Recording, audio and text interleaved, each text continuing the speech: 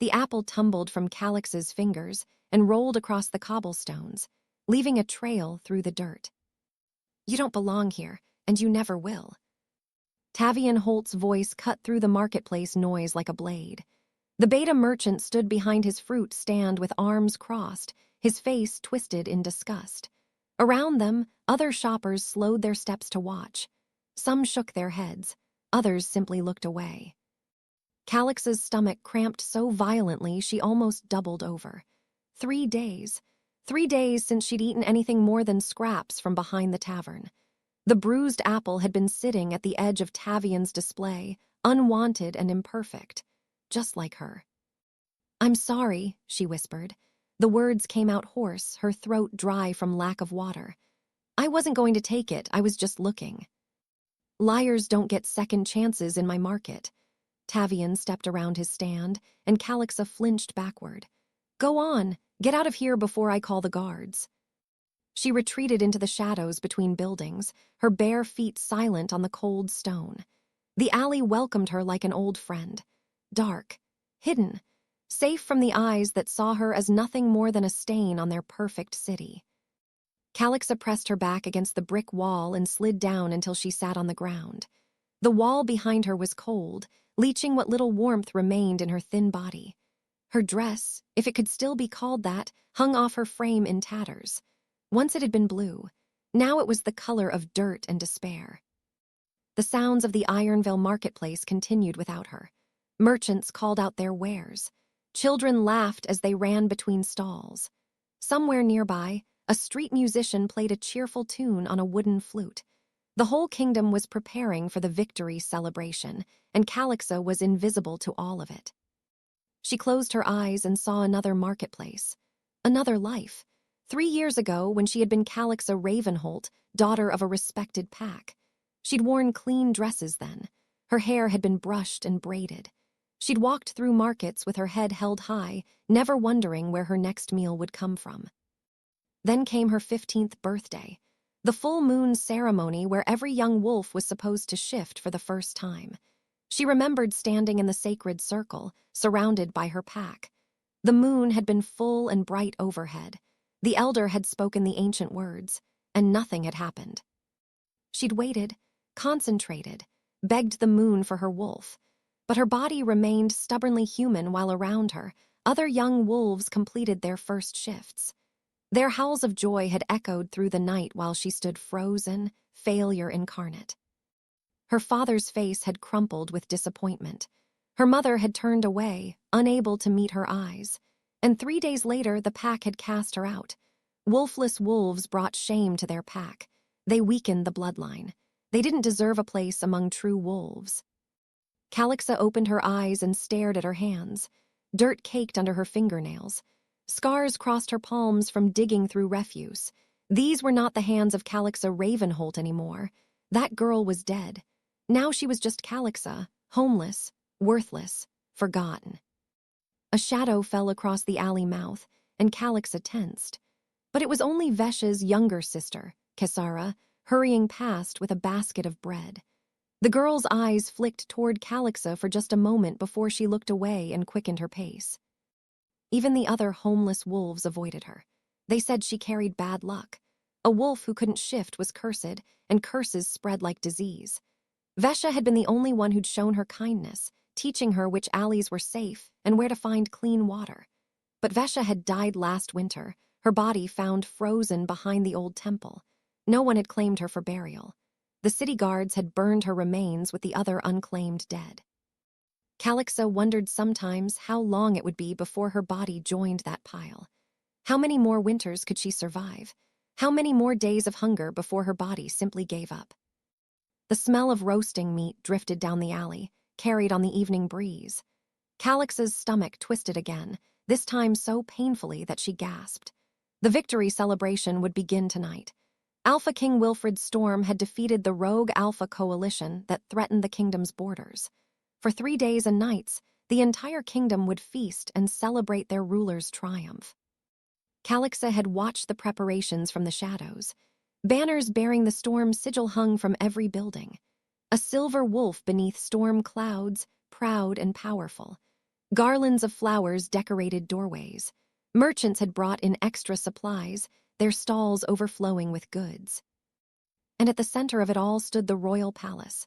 Massive white stone towers reaching toward the sky, their peaks catching the last rays of sunlight. 8 centuries the storm line had ruled from those walls. 8 centuries of strength and power, protected by ancient magic and the legendary war beast, Thornfang. Everyone knew the stories of Thornfang. The creature was no ordinary wolf. It was ancient beyond measure, bonded to the storm bloodline through magic that predated the kingdom itself. The beast stood taller than any man, with fur black as midnight and eyes that glowed with otherworldly blue light. They said it could sense worthiness in a soul. They said it had chosen every storm ruler for 800 years. Tonight, Thornfang would stand witness as Alpha King Wilfred presented his chosen mate to the moon goddess for blessing. Lady Askira Blackrow, daughter of High Councilman Noxley Blackrow. Beautiful, powerful, perfect in every way. Calixa had seen her once, riding through the marketplace in a carriage. Platinum hair braided with pearls. Ice blue eyes that looked at common wolves like they were beneath notice. A white wolf so pure and flawless that even the other nobles whispered about her beauty. Calixa looked down at herself. Dirt-stained skin, hollow cheeks, ribs visible through her tattered dress. The distance between her and Lady Askira was greater than the distance between earth and sky. A rat scurried past her feet, and Calixa watched it disappear into a crack in the wall. Even the rats had homes. Even they had somewhere to belong. The sky was darkening now. Soon the celebration would begin. The palace would light up with 1,000 torches. Music would fill the air. And Calixa would be here in this alley, invisible and alone. Unless. The thought crept into her mind like the rat into its hole. The palace gardens bordered the eastern wall. During celebrations, the guards focused on the main gates where noble guests arrived. The gardens might be less watched, and the kitchens would be preparing the feast.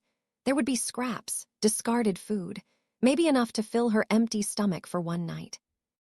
Vesha's voice echoed in her memory. Never approach the palace. A homeless Omega named Brynix had tried once, hopping to beg for scraps during a celebration. The guards had beaten her so badly that she'd never walked right again. She died the following winter, her broken body unable to withstand the cold. But Vesha was gone, Brynix was gone, and Calixa was so hungry that her vision blurred at the edges. What did she have to lose anymore? Her dignity was already gone. Her pride had died with her pack's rejection. All she had left was the stubborn beating of her heart, and even that felt ready to give up. She stood slowly, her legs shaking from weakness. The palace district was half a mile away, through winding streets and across the market square. She would have to time it perfectly. Move during the chaos of the celebration when everyone's attention was elsewhere. Calixa waited until full dark fell. The streets filled with wolves heading toward the palace square to witness the blessing ceremony from outside the gates. She moved with them, just another shadow in the growing crowd. No one looked at her twice. Homeless wolves were part of the city's landscape, as unremarkable as the cobblestones beneath their feet. The crowd grew thicker as she neared the palace. Excited voices filled the air. Children sat on their parents' shoulders to see over the crowd. Young couples held hands, their eyes bright with the romance of the occasion. Everyone wanted to witness the moment when their Alpha King claimed his mate. Calixa slipped away from the main flow of people, ducking into a side street that ran parallel to the palace's eastern wall. Here the crowds thinned. A few late-arriving nobles hurried past in their fine clothes, but they didn't spare her a glance. She found what she was looking for near the corner where the street met the wall. A drainage grate, half hidden by overgrown weeds. She'd noticed it months ago while searching for shelter during a storm. It was small, barely large enough for a child to fit through. But Calixa was smaller now than she'd been 3 years ago. Hunger had whittled her down to bones and determination. She knelt beside the grate and pulled. The metal was old and rust-weakened. It came free with a grinding screech that made her freeze, heart-pounding.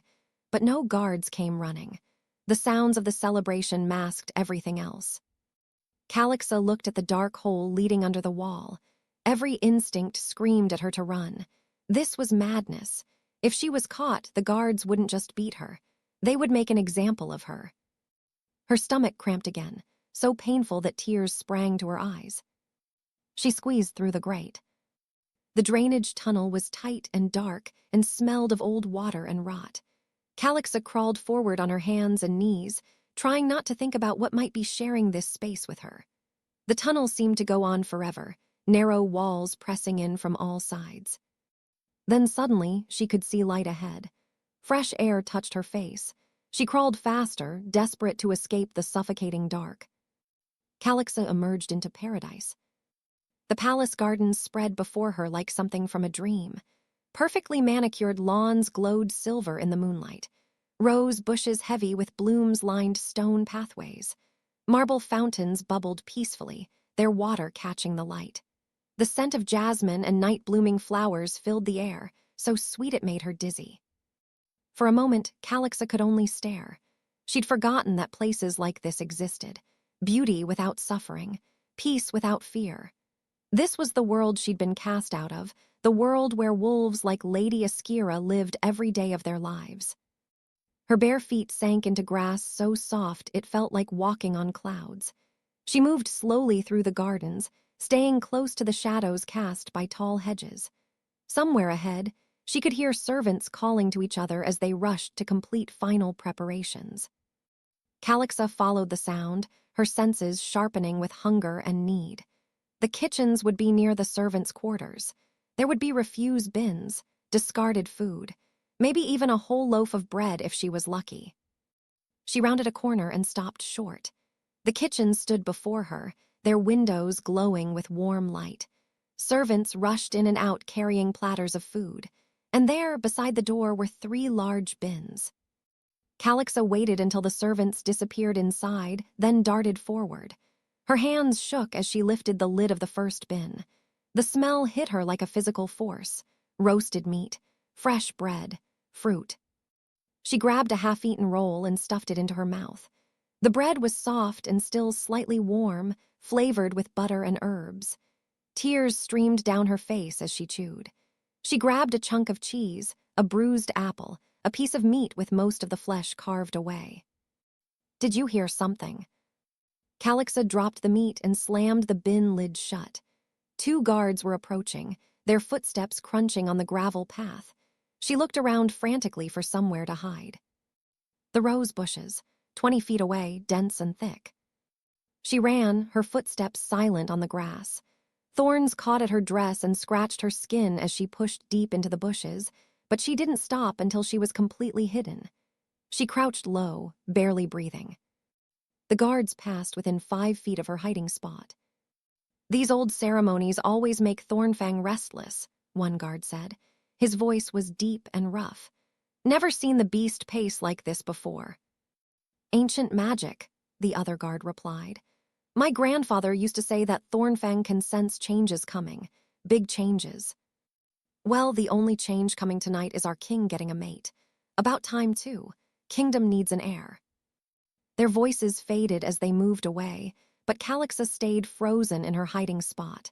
Her heart was pounding so hard she could hear it in her ears. That had been too close. She needed to leave, to get back to the drainage tunnel before her luck ran out. But as she started to rise, something stopped her. Not the guards' voices this time, something else. A sensation in her chest, like invisible threads pulling taut, warmth spreading from her heart outward, tingling through her arms and legs. She'd never felt anything like it before. Calixa pressed a hand to her chest, confused and frightened. What was happening? Was she sick? Had she eaten something poisoned from the bins? The pull intensified, tugging her in a specific direction, toward the grand courtyard where the blessing ceremony would take place. This was insanity. She should run.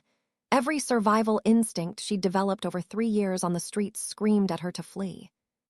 But her feet moved anyway, carrying her deeper into the gardens, toward something she couldn't name or understand, toward a destiny she didn't know was waiting. The sounds of the ceremony grew louder. Voices raised in formal greeting, the high priestesses chanting in the old language, and underneath it all, a low rumbling that made the ground vibrate beneath Calix's feet. Thornfang. She reached the edge of the grand courtyard and pressed herself against a marble column. From here, she could see everything. Hundreds of wolves filled the courtyard, all dressed in their finest clothes.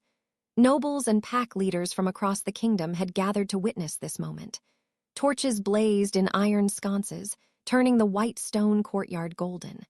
At the center stood an ancient altar, its surface carved with symbols that hurt to look at directly. And there, before the altar, stood Alpha King Wilfred Storme. Calix's breath caught in her throat. She'd never seen the Alpha King before, only heard descriptions from market gossip. But descriptions couldn't capture the reality of him. He stood well over 6 feet tall, his body powerfully built beneath ceremonial armor of black leather and silver plate. Dark hair touched with silver at the temples framed a face that was handsome in a harsh, uncompromising way. His eyes were the color of molten amber, and they held the weight of 10 years of rule. Beside him stood Lady Askira in flowing white silk, every inch the perfect queen. They looked like something from a story, the powerful warrior king and his beautiful chosen mate. Calixa felt the familiar ache of longing mixed with shame. This was what wolves were supposed to be, strong, worthy, whole. The high priestess Zeril stepped forward in silver robes. She was ancient, her face lined with 80 years of life, but her voice carried clearly across the courtyard as she began the blessing ceremony in the old language. And then the earth itself seemed to shake. A roar split the night, so deep and powerful that Calixa felt it in her bones. The crowd parted like water, wolves pressing back against the courtyard walls to make space. Through the gap stalked Thornfang. Calixa had heard the stories her entire life, but nothing had prepared her for the reality. The beast was massive beyond comprehension. Its shoulders stood higher than a tall man's head. Fur black as midnight rippled over muscles that could tear a wolf in half. Scars crossed its hide like silver lightning, each one a testament to 8 centuries of battle. And its eyes glowed with blue light that held intelligence far beyond any animal. This was ancient magic given form. This was power that predated the kingdom itself. Thornfang stalked to Wilfred's side, and the Alpha King placed one hand on the creature's massive head. The gesture was both casual and profound, 8 centuries of bond between bloodline and beast. The ceremony was beginning. Calixa knew she should leave now before someone noticed her, but that strange pull in her chest had grown even stronger. It felt like chains wrapped around her heart, dragging her forward. Her vision blurred at the edges. The courtyard seemed to spin. She gripped the column harder, trying to stay upright. And then Thornfang went absolutely still. The beast's glowing eyes turned directly toward her hiding place, fixed on her with an intensity that stopped her heart. No, please no. But Thornfang was already moving. The creature ignored Wilfred's command to heal, ignored the ceremony, ignored everything except whatever it had sensed in the shadows. Calixa pressed herself against the column, but there was nowhere to run. The beast rounded the pillar, and suddenly she was face to face with 8 centuries of legend. Those blue eyes bored into hers, ancient, knowing, seeing her in a way no one had seen her in 3 years. "There's someone there," a guard's shout shattered the moment. "An intruder." Rough hands grabbed Calixa's arms, yanking her from her hiding place. She stumbled, too weak to resist, and was dragged into the torchlight, into the center of the courtyard where hundreds of eyes turned to stare. The guard threw her to the ground before the altar. Calixa's hands scraped against stone as she fell. Pain shot through her palms, but it was nothing compared to the weight of all those stairs. "A homeless Omega," someone gasped. How did she get in? "Call the head guard." Shame burned through Calixa's chest. She kept her head down, unable to meet anyone's eyes. This was worse than any beating. This was being seen at her absolute lowest, exposed before the entire kingdom. "Your Majesty," a man's voice, cold and filled with disgust. Calixa recognized it from market gossip. High Councilman Noxley Blackrow, Iskira's father. "Forgive this intrusion. This creature will be removed and punished immediately." Calixa braced herself for the guards to drag her away, for the beating that would follow. Perhaps it would be merciful if they beat her hard enough. Perhaps she would finally stop waking up to face another day of suffering. But then a different voice cut through the noise. Wait. The single word carried absolute authority. Calixa recognized it immediately. Alpha King Wilfred Storme. She didn't dare look up, didn't dare meet his eyes, but she could feel his gaze on her like a physical weight. Thornfang, Wilfred said, his voice tight with confusion. What is this? Because the ancient beast had followed her. Now it stood between Calixa and the guards, its massive body a living barrier. When a guard tried to approach, Thornfang released a growl so deep it vibrated in everyone's chest. The guard stumbled backward, face pale with fear. The beast is clearly disturbed by the intrusion. Lady Askira's voice was sharp and cold. Remove the girl so we can continue the ceremony. But when two more guards tried to approach, Thornfang's growl intensified. The creature would not let them near Calixa. Wilfred's voice carried a note of something Calixa had never heard from an alpha before. Uncertainty. Thornfang has never disobeyed a direct command, not in the 10 years I've ruled. The beast was circling Calixa now, almost like it was inspecting her. She remained frozen on the ground, too terrified to move. Those glowing blue eyes examined her from every angle. Then Thornfang did something that made the entire kingdom freeze. The massive creature lowered its front legs, bending them until its chest touched the stone. It lowered its enormous head, placing it on the ground directly at Calix's feet. A position of absolute submission. The silence that followed was total and complete. No one breathed, no one moved. This was impossible. Thornfang had never knelt before anyone except the first Storm King 800 years ago, and that was legend, not witnessed history. Calixa stared down at the ancient beast bowing before her, unable to process what was happening. This had to be a dream, or madness, or death, and she was already gone, her mind creating impossible visions in her final moments. Blessed moon! The high priestess's voice cracked with age and shock. Zeril stumbled forward, her ancient eyes wide with something that looked like recognition. It cannot be. The old woman reached for Calix's arm. Calixa flinched, but Zeril's touch was surprisingly gentle as she pushed up the tattered sleeve of Calix's dress. There, on her left shoulder, was what everyone had always assumed was a scar. A jagged, crescent-shaped mark that Calixa had carried since birth. But in the torchlight, in Thornfang's presence, the mark began to glow. Silver light emanated from her skin, pulsing in time with her heartbeat. The light grew brighter, until the crescent moon blazed like a star on her shoulder. Zeril's hands trembled as she traced the mark. When she spoke, her voice shook with emotions Calixa couldn't name. The moon mark, the mark of the moon goddess's direct bloodline. The courtyard erupted into chaos. Voices crashed over Calixa like waves against stone.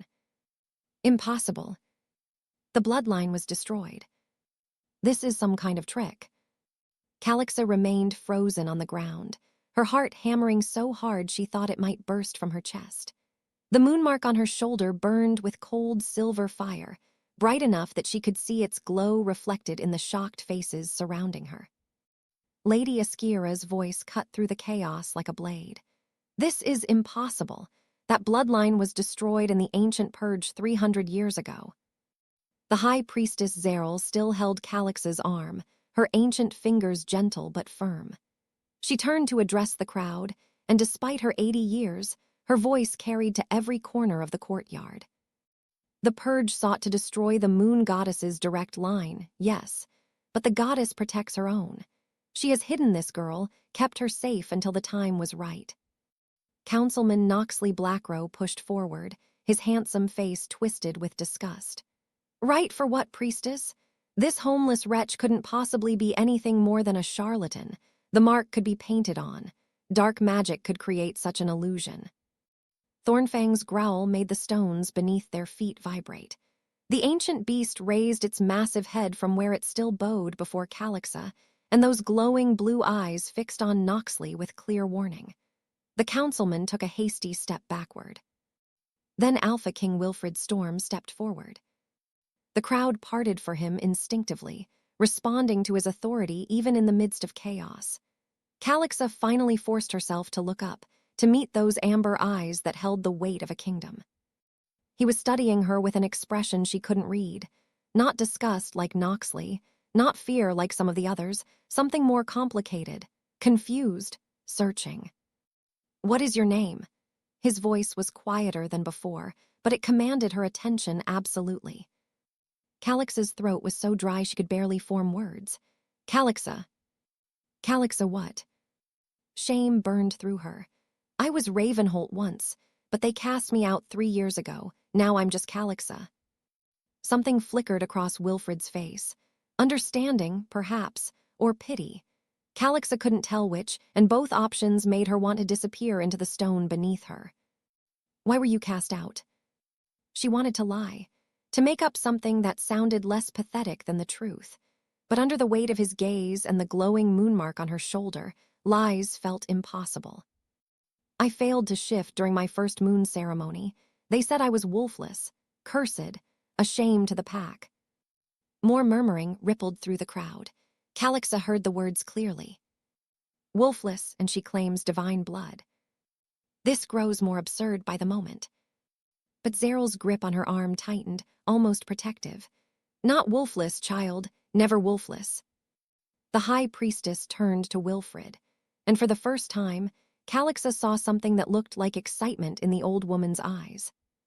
"Your Majesty, the moonmark cannot be faked. It responds only to those of true divine blood, and only in the presence of ancient magic." She gestured to Thornfang, still kneeling at Calix's feet. "The beast knows. It recognized what has been hidden for 300 years. "Then why didn't she shift?" Iskira demanded. The beautiful woman's face had gone pale beneath her perfect makeup, her ice-blue eyes blazing with something that looked like desperation. "If she carries such powerful blood, why was she cast out as worthless?" Zeryl's expression grew thoughtful. "A wolf of divine blood cannot emerge without the proper awakening ritual. The sacred words must be spoken. The blessing must be given. Without this, the wolf remains dormant, sleeping but not absent." The priestess looked at Calixa with something that might have been compassion. "Your birth pack unknowingly protected you by casting you out. Had you shifted normally, your wolf's appearance would have revealed you to those who still hunt this bloodline. Your suffering, terrible as it was, kept you invisible, kept you alive." Calix's mind struggled to process this. 3 years of starvation, of beatings, of sleeping in cold alleys and eating from refuse bins. All of that had been protection. "I don't understand," she whispered. "Why would anyone hunt me?" Before Zeryl could answer, Noxley spoke again.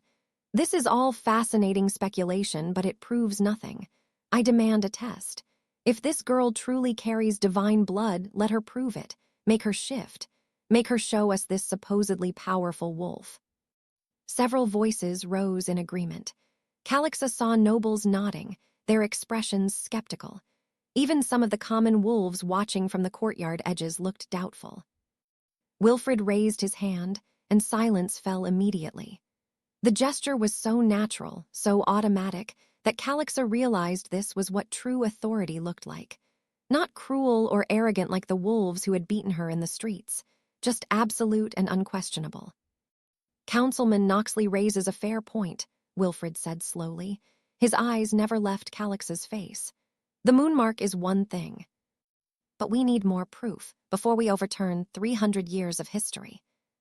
Iskira moved to stand beside Wilfred, her hand resting possessively on his arm. "Exactly.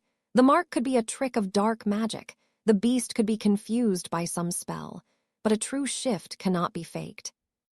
Thornfang growled again, low and menacing. The beast's eyes fixed on Iskira's hand where it touched Wilfred, and something in that glowing gaze made the lady quickly remove her hand. Zeryl stepped between Calixa and the watching crowd, her silver robes catching the torchlight. "If the kingdom demands proof, then proof you shall have. We will perform the awakening ritual." Fear spiked through Calix's chest. "What is that?" a sacred ceremony passed down through the ages. Zeryl's voice was gentle but firm. It will call forth your wolf if she exists. The ritual cannot create what isn't there, but it can awaken what sleeps. And if there's nothing there, Calix's voice cracked. If I really am just wolfless and this is all a mistake. The priestess met her eyes steadily. Then we will face that truth together. But child, I have served the moon goddess for 60 years. I know her mark when I see it. You are not broken. You are simply waiting. Wilfred's voice cut in. How long does this ritual take? Not long, your majesty. An hour, perhaps 2. We will need to move to the sacred grove. The ceremony requires moonlight and sacred ground. Then we do it tonight. Wilfred's decision was final. He looked at Calixa and she saw the conflict in his eyes. He didn't know what to make of her. None of them did. She was still just the homeless girl who'd snuck into the gardens hopping for scraps of food. Now she knelt before the entire kingdom, accused of carrying divine blood that had been extinct for 3 centuries. This had to be a nightmare. Soon she would wake up in her alley, cold and hungry, but at least certain of what she was. Guards moved forward, but Thornfang's presence stopped them from touching Calixa roughly. Instead, they gestured for her to rise. She struggled to her feet, her legs shaking from weakness and fear. Zeryl took her arm, supporting her. Can you walk, child? Calixa nodded, not trusting her voice. As they began to move toward the sacred grove, the crowd parted to let them through. Calixa felt every eye on her, heard the whispers following in her wake. Look at her, so thin. Poor thing looks half dead. If she's divine, I'm the moon goddess herself. But other voices cut through too. Thornfang wouldn't kneel without reason. The moonmark is glowing. That's not normal. My grandmother told me stories of the divine wolves, said they'd return when the kingdom needed them most.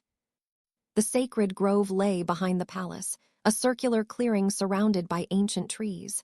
Moonlight poured down through the branches, illuminating a flat stone altar at the center.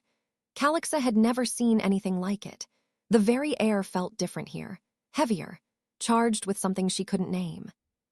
The crowd followed, filling in around the grove's edges. Calixa saw familiar faces from the marketplace, merchants who had chased her away from their stalls, guards who had beaten her for sleeping in doorways. They all stared now with expressions ranging from curiosity to fear to cruel anticipation of her failure. Female servants approached, carrying bundles of white linen. Zeryl took the cloth and turned to Calixa. You must be cleansed before the ritual. Come.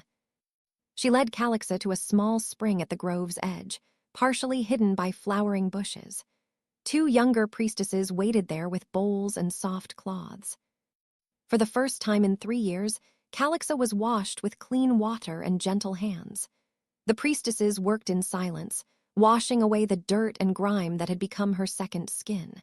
She watched the water turn gray with filth, carrying away the visible marks of her suffering. When they were done, they helped her into the white linen robe. It was simple, unadorned, but clean and soft against her skin.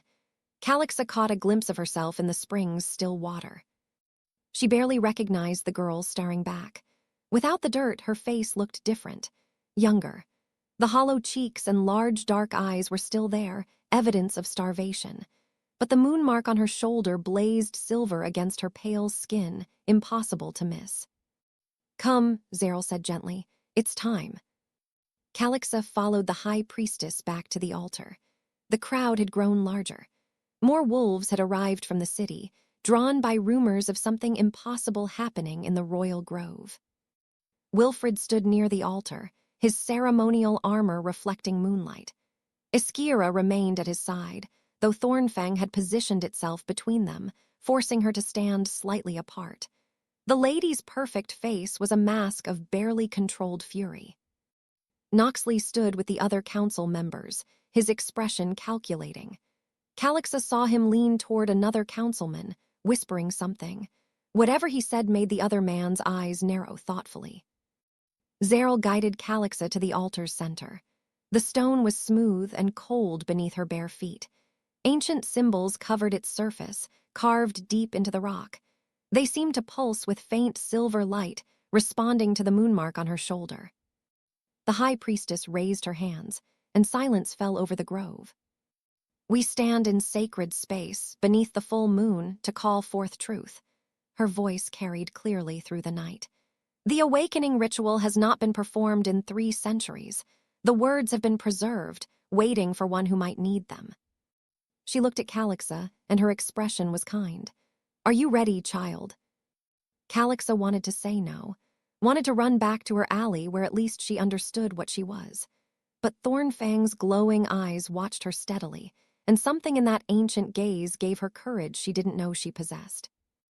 "Yes," she whispered. Zeril began to chant in the old language. The words were nothing like the common tongue. They were older, harsher, each syllable carrying weight that made the air itself seem to shimmer. Other priestesses joined in, their voices creating harmonies that raised the hair on Calix's arms. The moonlight seemed to grow brighter, focusing on the altar like a beam of pure silver. Zeril produced a small vial of oil and approached Calixa. "This has been blessed by the moon goddess herself. It will help call your wolf forth." She anointed Calix's forehead with the oil, drawing symbols that burned cold against her skin. Then more symbols on her cheeks, her throat, her hands. Each touch sent shivers through Calix's body. The chanting intensified. The priestesses' voices rose and fell in patterns that seemed to pulse in time with Calix's heartbeat. The moon mark on her shoulder burned brighter, the pain increasing from uncomfortable to agonizing. Calixa gasped, stumbling. Wilfred moved instinctively toward her, but Zeril held up a hand. "Don't interfere. She must do this alone." The burning spread from her shoulder through her entire body. Calixa fell to her knees on the altar stone. It felt like fire was racing through her veins, lighting up every nerve. "Make it stop," she gasped. "Please." But Zeril's chanting only grew louder, more insistent. The other priestesses joined her, their voices weaving together into something that wasn't quite music, but wasn't quite speaking either. Images flooded Calix's mind. She saw wolves running beneath skis that looked different from any she'd ever seen. Saw a woman made of moonlight walking among them, touching their heads with gentle hands. Saw battles fought with tooth and claw and magic that split the earth. She saw a bloodline stretching back through time. Mothers and daughters, each carrying the moon mark, each blessed by the goddess.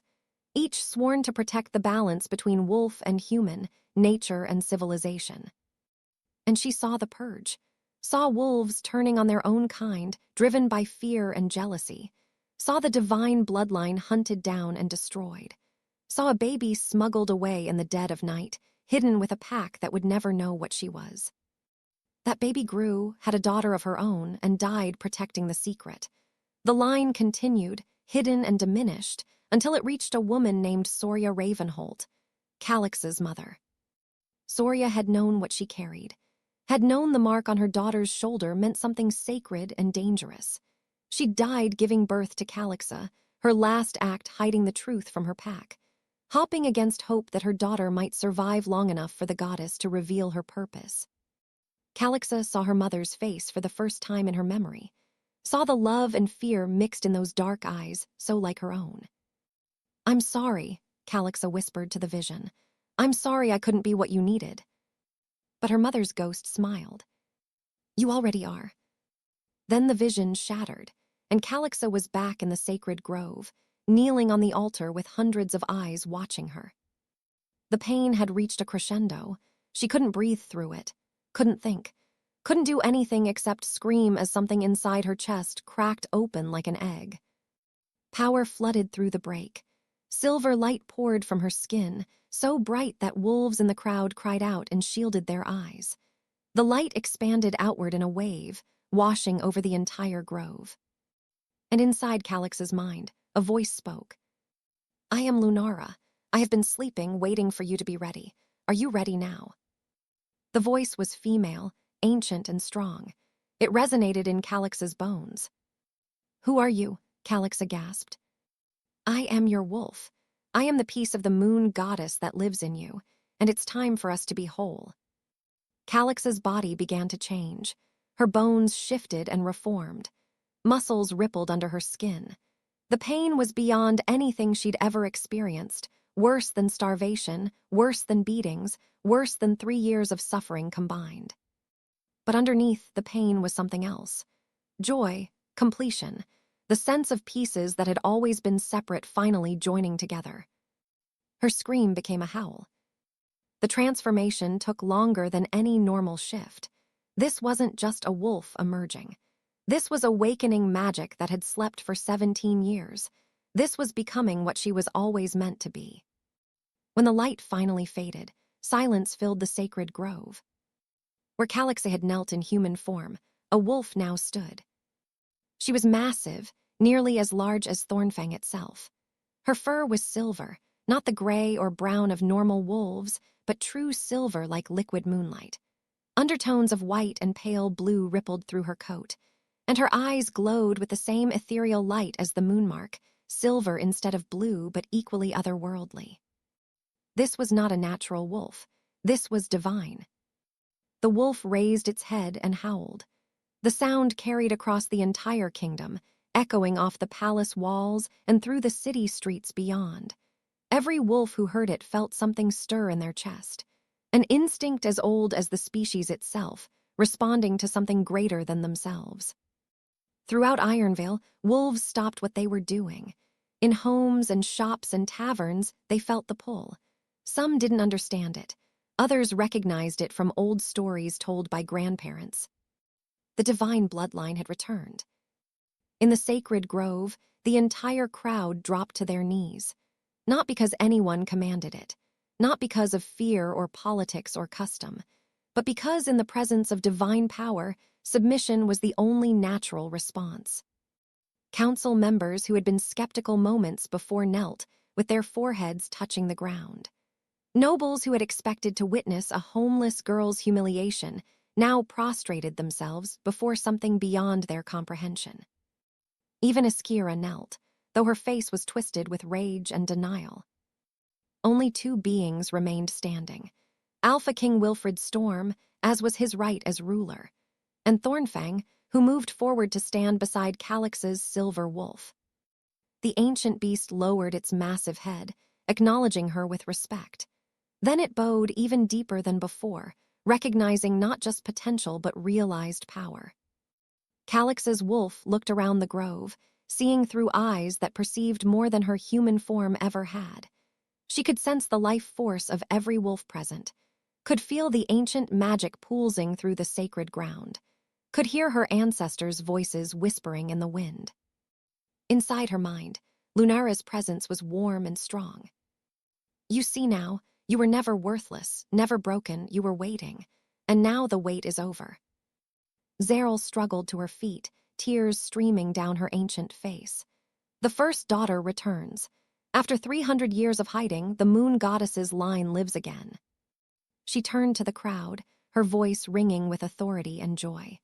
Bear witness, the prophecy is fulfilled. When the kingdom faces its greatest darkness, the divine wolves will return to restore the balance. Murmurs ran through the crowd, but they were different now, no longer skeptical or mocking, awed, frightened, reverent. Wilfred stepped forward slowly. His expression was unreadable as he studied Calixa's wolf form. She was nearly as tall as he was, their eyes almost level when they faced each other. Calixa, he said quietly, can you understand me in this form? The wolf nodded, a very human gesture in an animal body. Can you shift back? That was the question, wasn't it? Calixa had only just learned to shift forward. How did she reverse it? Let me guide you, Lunara said in her mind. We are one creature now, not 2. Simply let go of this form and return to the other. Calixa tried to relax, to release the wolf form the way Lunara suggested. It was harder than the first shift, but gentler. Her body flowed like water, changing from wolf to human in seconds. She stood on the altar stone, naked and trembling. Immediately, servants rushed forward with robes to cover her. Calixa accepted the cloth gratefully, wrapping it around herself with shaking hands. Her body ached everywhere. The transformation had pushed her already weakened form to its limits. But underneath the exhaustion was a joy so fierce it brought fresh tears to her eyes. She had a wolf. After 17 years of believing she was broken, she finally had her wolf. Zeril helped steady her. "You did beautifully, first daughter." "I don't know how to be what you're calling me," Calixa said, her voice hoarse from screaming and howling. "I don't know anything except how to survive in alleys." "You'll learn, we'll teach you," the priestess smiled. "This is only the beginning."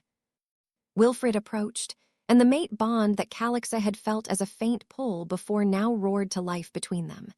She could feel his wolf responding to hers, could sense the connection forming like golden threads wrapping around silver ones. He stopped just in front of her, close enough that she had to tilt her head back to meet his eyes. "Calixa of the moon goddess's line," he said formally. "I recognize your blood right. I recognize your place in this kingdom as first daughter and divine heir." His voice softened slightly. "And I recognize the mate bond between us, if you choose to accept it." The grove went silent again. Every wolf waited for her response. Calixa looked at this man who was Alpha King, who ruled a kingdom, who had planned to mate with Lady Askira for political alliance. Their lives had been thrown together by forces neither of them controlled. But the bond was real. She could feel it humming between them, as certain as the moon mark on her shoulder. "I don't know how to be a queen," she whispered. "I don't know politics or warfare. I can't even read properly. I don't know anything you need in a mate." Wilfred's expression softened in a way she hadn't seen before. "Neither did I once. My father died when I was 22. I had to learn to rule a kingdom while grieving and terrified I would fail. We'll figure it out together." He extended his hand, and Calixa stared at it for a long moment. This was the choice that would determine the rest of her life. Accept and become queen. Refuse and return to what? The streets. After what she'd revealed tonight, there was no going back to invisibility. Lunara whispered in her mind, "He is ours as we are his. This is meant to be." Calixa placed her hand in Wilfred's. The moment their skin touched, the bond flared to life. Golden light from his wolf and silver light from hers spiraled around their joined hands, visible to everyone watching. The energy was so powerful it made nearby wolves stumble backward. Calixa gasped as sensation flooded through her. She could feel Wilfred's wolf now, truly feel it. Dominant and powerful, yes, but also protective. Lonely, carrying the weight of a kingdom on its shoulders for 10 years. And he could feel hers. Feel Lunara's ancient strength and divine purpose. Feel the loneliness and suffering Calixa had endured. Feel the fierce determination that had kept her alive when death would have been easier. The lights spiraled higher, brighter, until they exploded outward in a wave that washed over the entire grove. The ancient wards protecting the palace pulsed in response, their magic recognizing and accepting this new power. When the light faded, Wilfred and Calixa stood with their hands still joined, the bond sealed and certain. The grove erupted in cheers. This was a blessed union, witnessed and approved by the moon goddess herself. But not everyone celebrated. Askira stood frozen at the edge of the crowd, her beautiful face pale with fury. Her ice-blue eyes burned as she watched Calixa and Wilfred's hands intertwined, watched the bond that should have been hers given to a homeless Omega. Beside her, Noxley gripped her arm hard enough to bruise. He leaned close to whisper in her ear, his expression dark and calculating. Whatever he said made Askira's jaw tighten. She wrenched free of his grip and turned, shoving her way through the crowd. Several nobles looked uncomfortable political alliances shifting beneath their feet. But Calixa barely noticed. She was too overwhelmed by everything that had happened. The awakening, the wolf, the mate bond. It was too much, too fast. Her legs buckled, and Wilfred caught her before she could fall. "You need to rest," he said quietly. "You've been through more tonight than most wolves experience in a lifetime." He lifted her easily, cradling her against his chest. Calixa knew she should protest, should insist on walking, but she had no strength left. She let her head rest against his shoulder, breathing in his scent. Leather and steel and something uniquely him. Thornfang fell into step behind them as Wilfred carried her from the sacred grove toward the palace. The crowd parted, wolves bowing as they passed. Calixa caught glimpses of faces in the torchlight. Some looked odd, others frightened, a few hostile. In 3 hours, she had gone from invisible to impossible, from homeless Omega to divine heir, from wolfless to blessed. But as Wilfred carried her through the palace corridors to chambers she'd never dreamed of seeing, as servants rushed ahead to prepare rooms and gather supplies, one thought kept circling in her exhausted mind. The bloodline had been hunted to extinction once before. Zeril had mentioned those who still hunted it. Who were they? And what would they do now that the divine wolves had returned? She was too tired to voice the question aloud. But as if reading her thoughts, Wilfred's arms tightened around her. "I know what you're thinking," he said quietly. "And yes, there will be those who want you dead. The bloodline was purged for a reason. There are wolves who don't want divine authority restored." Calix's exhausted mind struggled to process this. "You think someone will try to kill me?" "I know they will." His voice was grim. "The question is when." He pushed open a door with his shoulder, carrying her into a chamber that took her breath away. The room was enormous, with a bed large enough for 6 people covered in silk sheets. Tapestries hung on the walls. A fire crackled in a massive hearth. Windows overlooked the city, their glass so clear it seemed like no barrier at all. Wilfred set her gently on the bed. "These are the Queen's chambers. You'll be safe here. I'll post guards outside and Thornfang will remain close." He reached for her hand one more time. "I swear to you, mate bond or not, bloodline or not, you're under my protection now. Nothing will harm you while I draw breath." Before Calixa could respond, an explosion rocked the palace. The windows rattled in their frames. Somewhere below, wolves screamed. The sound of fighting echoed up through the stone corridors. Wilfred was on his feet instantly, all gentleness replaced by warrior instinct. "Stay here." But Calixa was already rising from the bed, her exhaustion forgotten. "What's happening?" Another explosion, closer this time. Flames lit up the night sky outside the windows.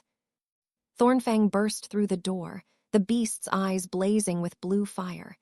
It positioned itself between Calixa and the door, ready to defend. Wilfred's face had gone hard as stone. "The attack I feared has already begun. The real battle for your life is just starting." And in the distance, rising above the sounds of combat, Calixa heard a howl that made her blood run cold. It was nothing like the sacred howl of the wolves she knew. This was twisted, wrong, dark magic given voice. The Shadowfang clan had come. Wilfred transformed in an instant, his powerful gray wolf appearing in a shimmer of golden light. He rushed from the chambers without looking back, trusting Thornfang to protect Calixa. But Calixa couldn't just hide while the palace burned. She could feel Lunara stirring inside her, ready to fight. The wolf's presence was still new and overwhelming, but the instinct to protect was older than thought. More screams echoed from below, the clash of teeth and claws, the wet sound of flesh tearing. Calixa ran to the window and looked down into the courtyard. What she saw made her stomach turn. Dark wolves poured through a breach in the eastern wall. Their fur was mottled black and gray, but that wasn't what made them horrifying. Their eyes glowed red instead of the natural colors of wolves. Dark magic rippled around them like smoke, leaving corruption in their wake. The Shadowfang Clan. Calixa had heard whispers about them on the streets. Wolves who had embraced forbidden magic, trading their souls for power. They were supposed to be myth, horror stories to frighten children. But they were very real, and they were slaughtering the royal guard. Calixa watched Wilfred's gray wolf tear through the attackers with brutal efficiency. He was magnificent in battle, every movement precise and deadly. But there were too many enemies. For every Shadowfang wolf he killed, 2 more took its place. "I have to help," Calixa whispered. Thornfang growled in response, blocking the door with its massive body. The beast clearly had orders to keep her safe, and it would follow them regardless of her protests. But then Calixa saw something that made her heart stop. A guard she recognized, Brennix, the one who'd been patrolling the gardens earlier, was cornered by 3 Shadowfang wolves.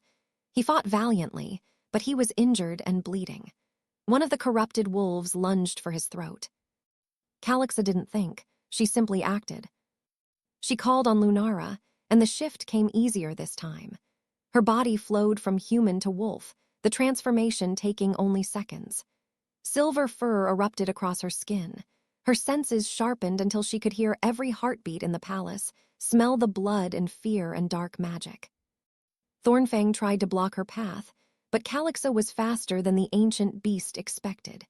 She slipped past and raced down the corridor, following the sounds of battle. The palace was chaos. Servants fled through hallways, screaming. Guards fought desperate battles in doorways. Bodies lay crumpled in corners, both loyal wolves and Shadowfang attackers. Calixa burst into the courtyard, just as the corrupted wolf's teeth closed around Brennix's throat. She slammed into the attacker with the force of a battering ram. Her divine strength sent the Shadowfang wolf flying across the courtyard. It hit the wall hard enough to crack stone and didn't get up. The other 2 attackers turned toward her, red eyes blazing. They didn't recognize divinity. They only saw another enemy. They lunged together, coordinating their attack with unnatural precision. But Calix's instincts, guided by Lunara's ancient knowledge, knew how to respond. She met the first wolf head-on, catching it by the throat and using its momentum to throw it into its companion. They tumbled across the courtyard in a tangle of limbs. Brennix staggered to his feet, blood streaming from a wound on his shoulder. "My lady, you shouldn't be here." But Calixa was already moving to intercept another group of Shadowfang wolves heading toward wounded guards. She was unpracticed and clumsy compared to the seasoned warriors around her, but her sheer power compensated for lack of skill. When she struck an enemy, they stayed down. Across the courtyard, Wilfred's wolf caught sight of her. Even in the chaos of battle, Calixa felt his surge of emotion through their bond. Fear for her safety mixed with pride at her courage. Their eyes met across the blood-soaked stone, and something clicked into place. The mate bond flared to life, stronger than before. Suddenly, Calixa could sense Wilfred's position without looking, could anticipate his movements, could feel his battle strategy forming in real time. And he could sense hers. They began moving in perfect synchronization, covering each other's blind spots without conscious coordination. When Wilfred engaged 3 enemies at once, Calixa was there to take down the one trying to attack from behind. When Calixa was surrounded, Wilfred tore through her attackers like they were made of paper. The bond made them unstoppable. But even as they fought, more Shadowfang wolves kept coming. The breach in the eastern wall was growing larger, dark magic eating away at the ancient stones. Then a new voice cut through the chaos. Enough. The word carried power that made every wolf in the courtyard freeze. Calix's fur stood on end as a figure stepped through the breach in the wall. He was massive in human form, standing well over 7 feet tall. His skin was pale as death, and when he smiled, Calixa saw fangs that were too long, too sharp. This wasn't just a wolf. This was something else entirely. "Maddox Grimwell," Wilfred snarled, shifting back to human form. He stood naked in the courtyard, unconcerned with modesty, his amber eyes blazing with fury. "I should have known the Shadowfang Clan wouldn't attack without their master." Maddox's smile widened. "Alpha King, how kind of you to remember me. It's been, 10 years since our last meeting? You were just a boy then, newly crowned and so certain you could protect your kingdom." "I drove you from these lands," Wilfred said. "Broke your clan's power and scattered your followers. You swore you'd never return." "I swore I'd return when the time was right." Maddox's eyes, black with red centers, scanned the courtyard until they found Calixa. "And now, with the divine bloodline awakened, the time has come." Fear shot through Calix's chest. This creature knew about her bloodline, had been waiting for her. Maddoxon took a step forward, and the ground beneath his feet blackened and withered. Plants died. Stone cracked. His very presence was corruption. 300 years we've waited for this moment. 300 years since we thought we'd destroyed the moon goddess's line completely. Imagine my surprise when I felt divine power awakening tonight." He gestured to Calixa with one long-fingered hand. "You're the last one, little wolf, the final descendant of a bloodline that should have ended during the purge. Once you're dead, the divine wolves will be truly extinct, and nothing will stand between the Shadowfang clan and dominion over all wolves." Wilfred moved to place himself between Calixa and Maddoxon. "You'll have to go through me first." "Gladly." Maddoxon transformed, but not into a normal wolf. His shifted form was nightmare made flesh, larger than even Thornfang, with fur that seemed made of living shadow. Those red eyes blazed in a skull-like face, and when he opened his jaws, Calixa saw rows of teeth designed for maximum carnage. This was what happened when wolves embraced dark magic completely. They became something other, something wrong. Wilfred shifted back to wolf form and charged. The two titans collided in the center of the courtyard, with enough force to crack the stones beneath their feet. The battle was brutal. Wilfred was skilled and powerful, strengthened by generations of alpha blood. But Maddoxon was enhanced by centuries of dark magic, his strength unnatural and terrible. Around them, the fight resumed. Royal guards and Shadowfang wolves tore at each other. The courtyard became a horror show of blood and screaming. Calixa wanted to help Wilfred, but more Shadowfang wolves were pouring through the breach. She engaged them, using her divine strength to protect wounded guards and servants trying to flee. Then she felt it, a spike of pain through the mate bond so intense it drove her to her knees. Across the courtyard, Maddoxon had gotten past Wilfred's defenses. His jaws clamped down on Wilfred's shoulder, teeth sinking deep. Dark magic poured into the wound, and Wilfred's howl of pain tore through Calix's soul. No. Rage unlike anything she'd ever felt consumed her. This creature had hurt her mate, had dared to harm the one the moon goddess had chosen for her. Lunara surged forward, taking complete control. Power exploded from Calix's wolf form. The moonmark on her shoulder blazed like a star, visible even through her silver fur. Light radiated outward in waves, pure and cleansing. Where the light touched Shadowfang wolves, they screamed. The dark magic sustaining them recoiled from divine power like acid. Corrupted wolves dropped to the ground, writhing as the darkness was burned from their bodies. Maddoxon released Wilfred and turned toward Calixa, his red eyes wide with something that might have been fear. "Impossible," he hissed. "You're newly awakened. You shouldn't have this much power." But Calixa wasn't in control anymore. Lunara had taken over completely, and the ancient wolf remembered how to wield divine authority. She threw back her head and howled. The sound carried across the entire kingdom, amplified by magic as old as wolves themselves. It was a command that could not be disobeyed, a summons that resonated in the very souls of every wolf who heard it. "Submit." In the courtyard, every Shadowfang wolf dropped to the ground, unable to resist. Even Maddoxon fell to his knees, his massive, corrupted form trembling with the effort of fighting the divine command. The light pouring from Calixa intensified until it was almost blinding. It spread beyond the courtyard, washing over the palace, through the city streets, across fields and forests. Everywhere it touched, dark magic dissipated like smoke in wind. In homes throughout Ironville, wolves who had been corrupted by Shadowfang influence suddenly felt that corruption burn away. Spies who had hidden their allegiance for years found their dark magic stripped from them, leaving them powerless and exposed. The wave of purifying light spread for miles, destroying every trace of Shadowfang power it encountered. When the light finally faded, Calixa stood in the center of the courtyard in human form, completely naked and glowing faintly with residual power.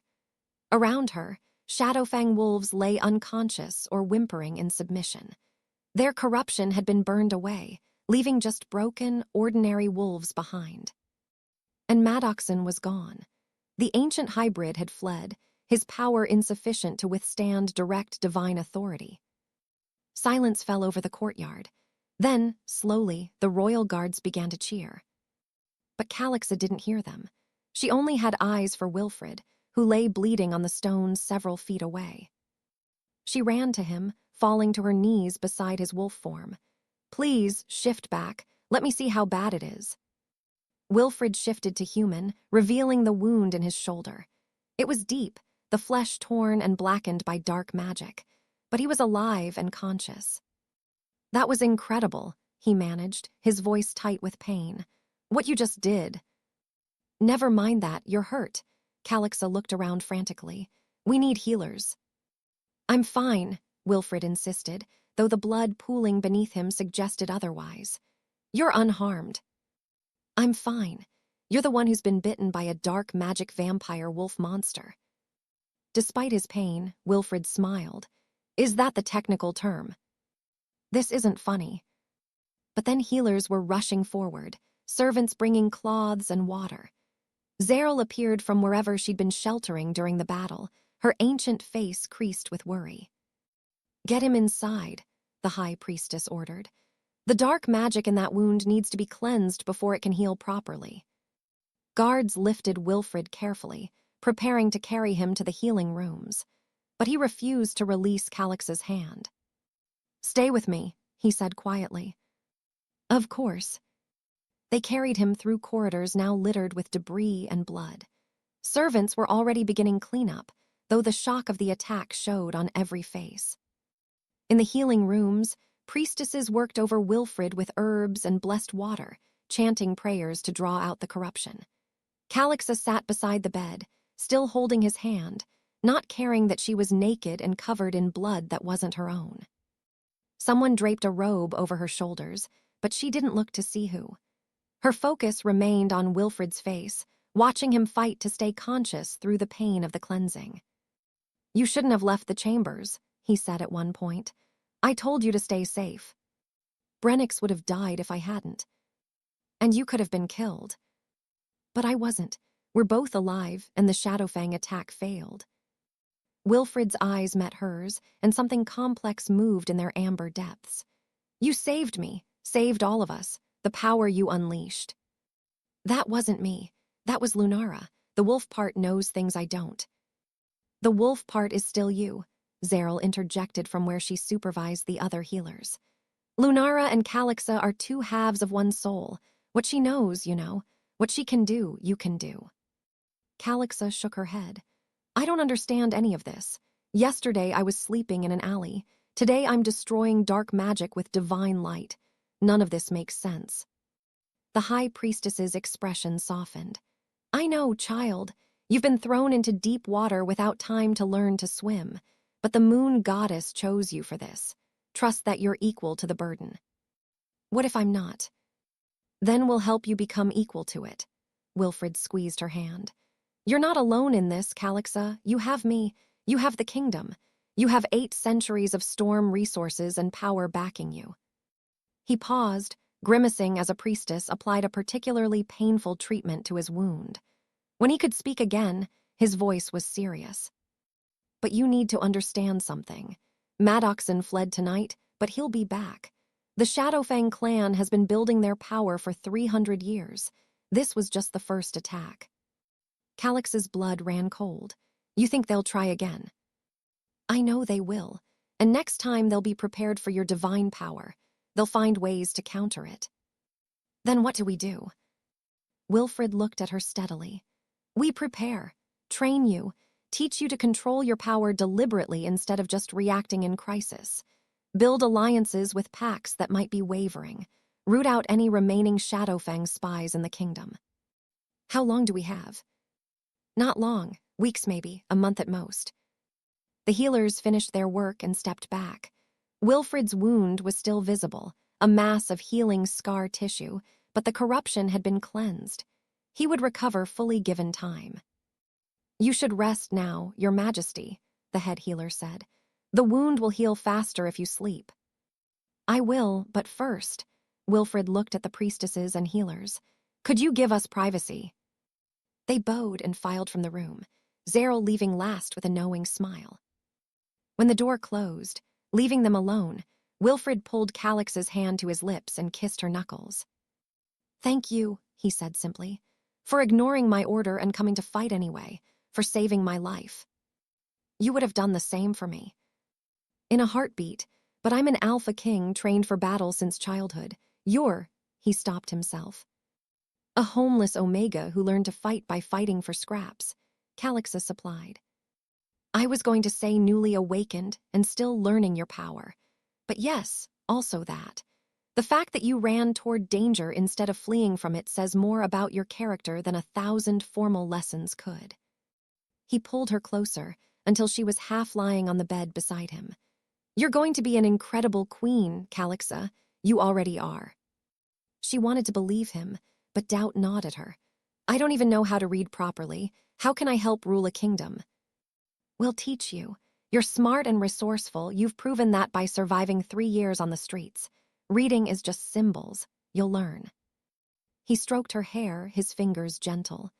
"Besides, a queen needs more than book learning. She needs compassion, understanding of what her people suffer, the ability to make hard choices under pressure.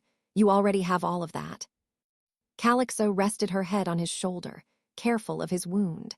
For the first time since this impossible night began, she let herself feel the exhaustion weighing on her. "I'm scared," she whispered. "Good, fear keeps us sharp, but don't let it paralyze you." Wilfred kissed the top of her head. "We'll face what's coming together, that's what mates do." Mates, the word still felt strange. 12 hours ago, she'd been alone in the world. Now she had a mate, a wolf, a kingdom, and enemies who wanted her dead. "What happened to Iskira?" Calixa asked suddenly. "And Noxley?" Wilfred's expression darkened. "Good question. Guards reported seeing them flee during the attack. Noxley's chambers were searched and found empty." "You think they were involved with the Shadowfang attack?" "I think the timing is extremely suspicious. The one night I'm supposed to mate with Iskira, suddenly the divine bloodline is revealed and the Shadowfang Clan attacks. That's not coincidence." Calix's stomach turned. "But Iskira is a lady of the court. Her father is High Councilman. They couldn't be working with dark magic users." "Power makes people do terrible things, and the Blackrow family has always been ambitious," Wilfred sighed. "I'll have them found and questioned, but first we both need rest." He pulled her fully onto the bed beside him, and Calixa didn't protest. The bed was enormous and soft, more comfortable than anything she'd ever experienced. Wilfred's presence beside her, his scent and warmth, made her feel safe despite everything. "What about propriety?" she asked. "Shouldn't I go to my own chambers?" "After a battle, propriety can wait. Besides, you're my fated mate. The kingdom saw the bond form. They know we'll be formally mated soon." "How soon?" "As soon as I can stand without grimacing. Days, maybe a week." He looked at her seriously. "Is that too fast for you?" Calixa thought about it. By all logic, this was insane. She barely knew this man. But the mate bond hummed between them, certain and true, and Lunara was absolutely sure. "No," she said finally. "It's not too fast. Nothing about this situation is normal anyway." Wilfred smiled, and it transformed his face from harsh to handsome. "No, it's definitely not normal. But I'm glad the moon goddess chose you for me, Calixa, even if the circumstances are complicated." "I'm glad too," she admitted, "even though I'm terrified and have no idea what I'm doing." "We'll figure it out together. That's a promise."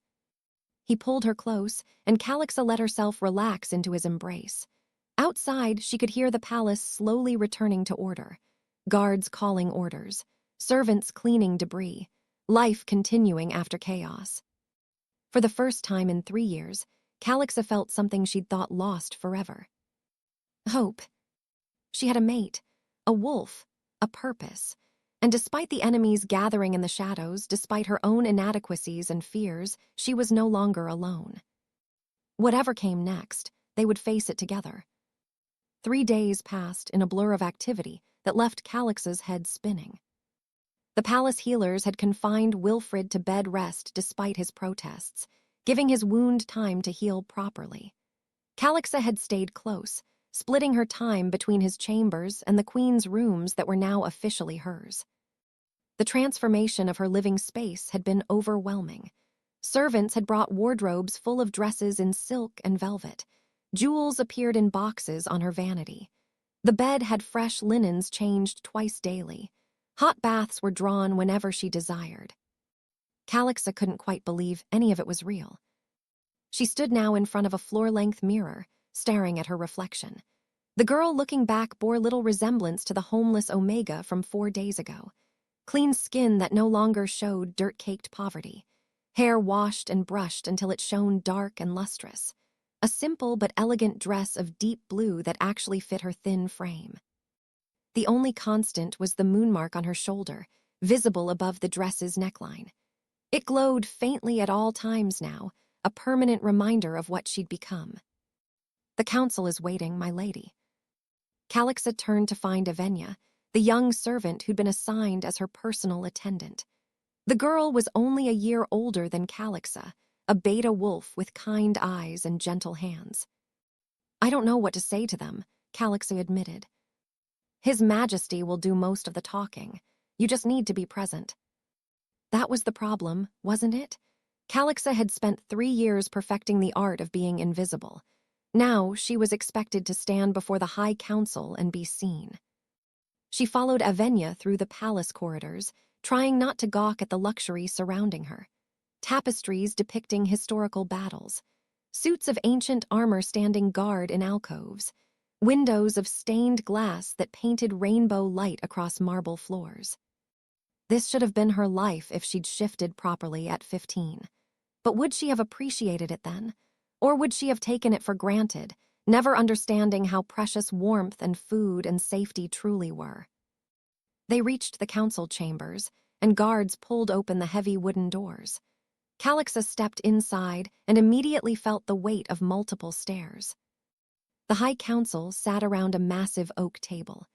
12 wolves representing the major packs and territories of Ironville. Most were alphas or high-ranking betas, their expressions ranging from curious to hostile. Wilfred sat at the head of the table, his posture straight despite the healing wound on his shoulder.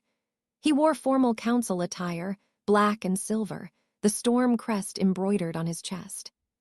When he saw Calixa, his expression softened slightly. He gestured to the empty seat at his right hand. "Lady Calixa, please join us." She walked to the seat with as much dignity as she could manage, aware of every eye tracking her movement. When she sat, Wilfred placed his hand briefly over hers in a gesture of support. "Now that we're all assembled," Wilfred said, his voice carrying the authority that made wolves instinctively obey, "we can address the situation." An older alpha wolf with gray streaking his dark hair spoke first. Calixa recognized him from descriptions as Councilman Rydell Hawkridge, one of Wilfred's most loyal supporters. "Your Majesty, the kingdom is in uproar. The Shadowfang attack, the revelation of divine bloodline, the disappearance of Councilman Blackrow and his daughter. We need clarity on how to proceed." "Clarity is exactly why I've called this emergency session." Wilfred looked around the table, meeting each councilman's eyes. "First, let me address Lady Calix's position.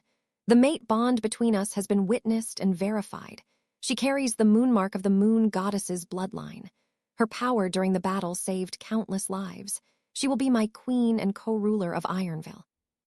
Murmurs ran around the table, not all approving. A beta councilwoman with sharp features and sharper eyes spoke up. Leorin Ashford, if Calixa remembered the names correctly. "Your Majesty, we don't dispute the mate bond or the moonmark, but Lady Calixa has no political training, no understanding of kingdom management, no diplomatic experience. How can she possibly serve as queen?" Calixa felt shame burn through her chest, but Wilfred's voice cut in before she could respond. "The same could be said of me when my father died, and I was thrust into rule at 22. Yet I learned. Lady Calixa will learn as well, with the benefit of having advisors and resources I lacked. But the timing, Your Majesty." This from a younger Alpha Calixa didn't recognize. "Your mating to Lady Askira would have secured the Eastern territories. The Blackrow family controls significant resources and has major pack alliances. Now, with Noxley's disappearance and suspected treason, those alliances are in jeopardy." Wilfred's expression hardened. The Eastern territories matter less than you think if the alternative was having a traitor as queen. Iskira's flight during the Shadowfang attack speaks volumes about where her loyalties lie. Have they been found? Rydell asked. Not yet, but we have wolves tracking them. We'll get answers. Calixa found her voice, though it came out quieter than she intended. May I speak? Silence fell. Everyone turned to stare at her. Wilfred nodded encouragingly. Of course. She took a breath, calling on Lunara for courage. I know I'm not what you expected in a queen. I know my past makes me seem unworthy. But I've survived 3 years on the streets of your city. I've seen how homeless wolves are treated, how omegas are dismissed, how those without power are ignored. She looked around the table, forcing herself to meet their eyes. Maybe that makes me exactly what this kingdom needs. Someone who remembers what it's like to be powerless. Someone who will fight for wolves who can't fight for themselves. The council members exchanged glances. Leorin's sharp expression had softened slightly. Pretty words, said an older beta wolf Calixa hadn't heard speak before. But can you read, write, understand trade agreements and territory disputes? No, Calixa admitted, but I can learn, and I'm willing to work harder than anyone in this room to prove I'm worthy of the position the moon goddess gave me. Rydell smiled. I believe you, child, and for what it's worth, I think fresh perspective might be exactly what this council needs. We've been doing things the same way for so long, we've forgotten there might be better approaches. Not everyone looked convinced, but the open hostility had faded from most faces. Wilfred moved the discussion forward. The more immediate concern is the Shadowfang Clan. The attack 3 nights ago was just the beginning. Maddoxon fled, but he'll return with reinforcements. What do we know about his current forces? Leorin asked. Not enough. The Shadowfang Clan operates in shadows, corrupting wolves in secret. The purifying wave Lady Calixa unleashed exposed many of their spies, but certainly not all. He pulled out a map and spread it across the table. It showed Ironvale and the surrounding territories in intricate detail. Maddoxon's stronghold is somewhere in the Frostwick Mountains here. Wilfred pointed to a region in the far north. We've never been able to locate it precisely. He uses dark magic to hide his base. Can Lady Calix's divine power counter that? Rydell asked. Everyone looked at Calixa again. She shifted uncomfortably. I don't know. When I used it during the battle, it wasn't conscious. My wolf took over. Then we need to train you to use it consciously, Wilfred said. Zeril has agreed to work with you daily, teaching you to access and control your divine abilities. The discussion continued for another hour, covering everything from military preparations to diplomatic outreach to other territories. Calixa listened carefully, trying to absorb information about trade routes and pack politics and resource management. Her head ached by the time Wilfred dismissed the council. The members filed out, some nodding respectfully to Calixa, others still clearly skeptical. When the last councilman left, Calixa slumped in her chair. That was exhausting. Wilfred smiled. You did well, better than I expected for your first council meeting. Leorin thinks I'm an idiot. Leorin thinks everyone except herself is an idiot. Don't take it personally. He stood and offered his hand. Come, there's something I want to show you. She followed him from the council chambers, curious. They walked through corridors she hadn't explored yet, heading deeper into the palace's older sections. Finally, Wilfred stopped before a heavy door carved with ancient symbols. He produced a key and unlocked it. This is the Royal Archive. Records of every storm ruler for 8 centuries, plus histories of the major pacts and families in the kingdom. He pushed the door open, revealing a vast room filled with shelves upon shelves of books and scrolls. The scent of old paper and leather filled the air. I'm bringing you here for 2 reasons, Wilfred said as they stepped inside. First, because you need to learn to read, and you'll do it faster with texts that matter to you. These aren't children's primers. They're the actual history of the kingdom you'll help rule. He pulled a leather-bound book from a nearby shelf. This is the chronicle of the divine bloodline wars. It details the persecution and eventual purge of the moon goddess's descendants. You should know what happened to your ancestors. Calixa took the book, her hands trembling slightly. What's the second reason? Wilfred's expression grew serious. Because there are secrets in here. Information about divine powers, about the Shadowfang Clan, about ancient magics that have been forgotten. If we're going to win the war that's coming, we need every advantage.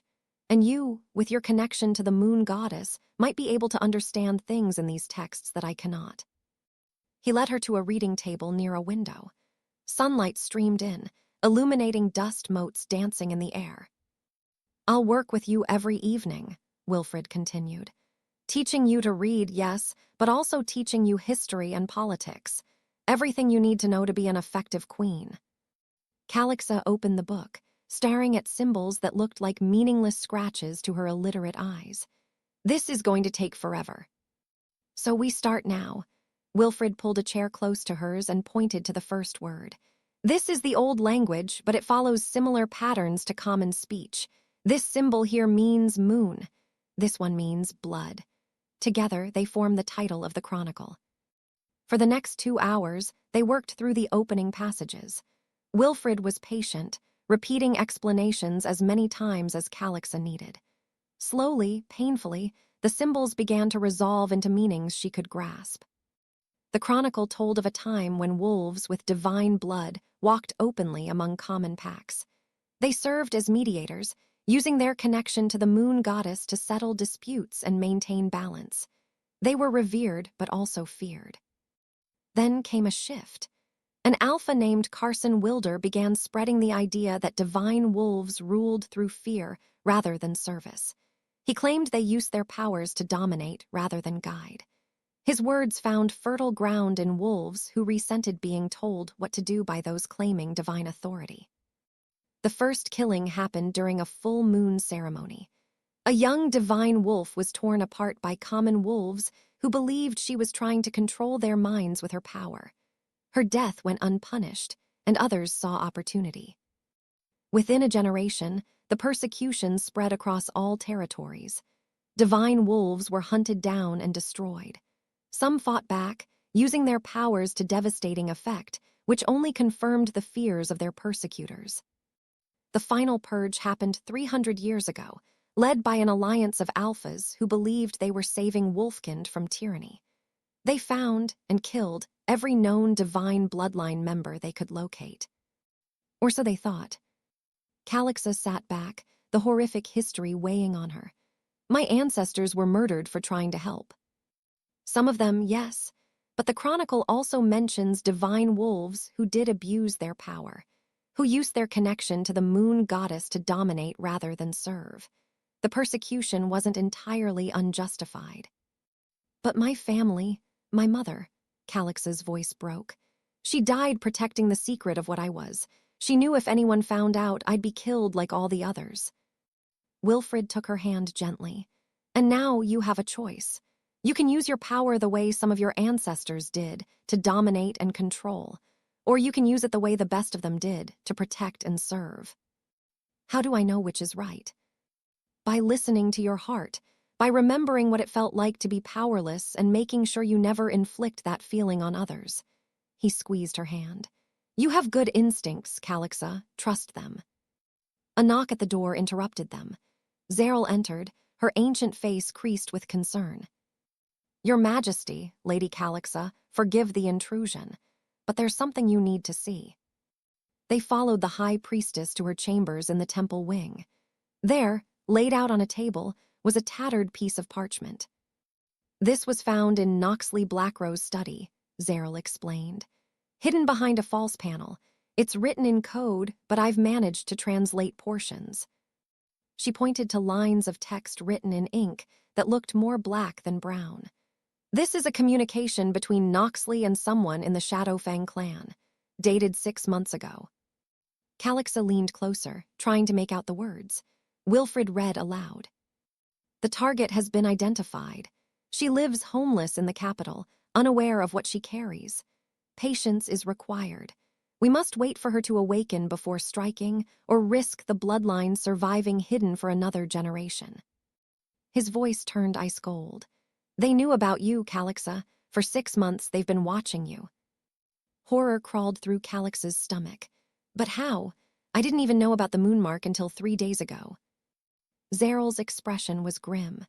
Dark magic users have ways of sensing divine bloodlines, even dormant ones. They've been hunting for survivors since the purge.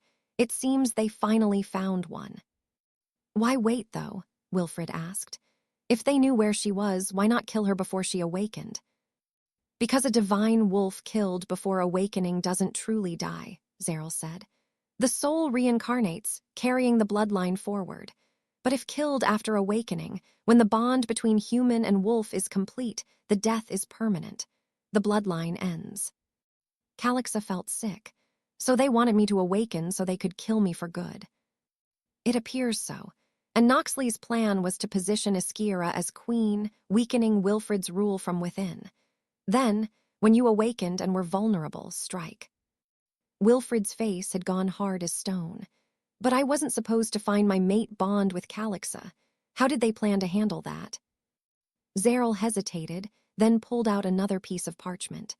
There's a second document, a formula for a potion that temporarily masks mate bonds.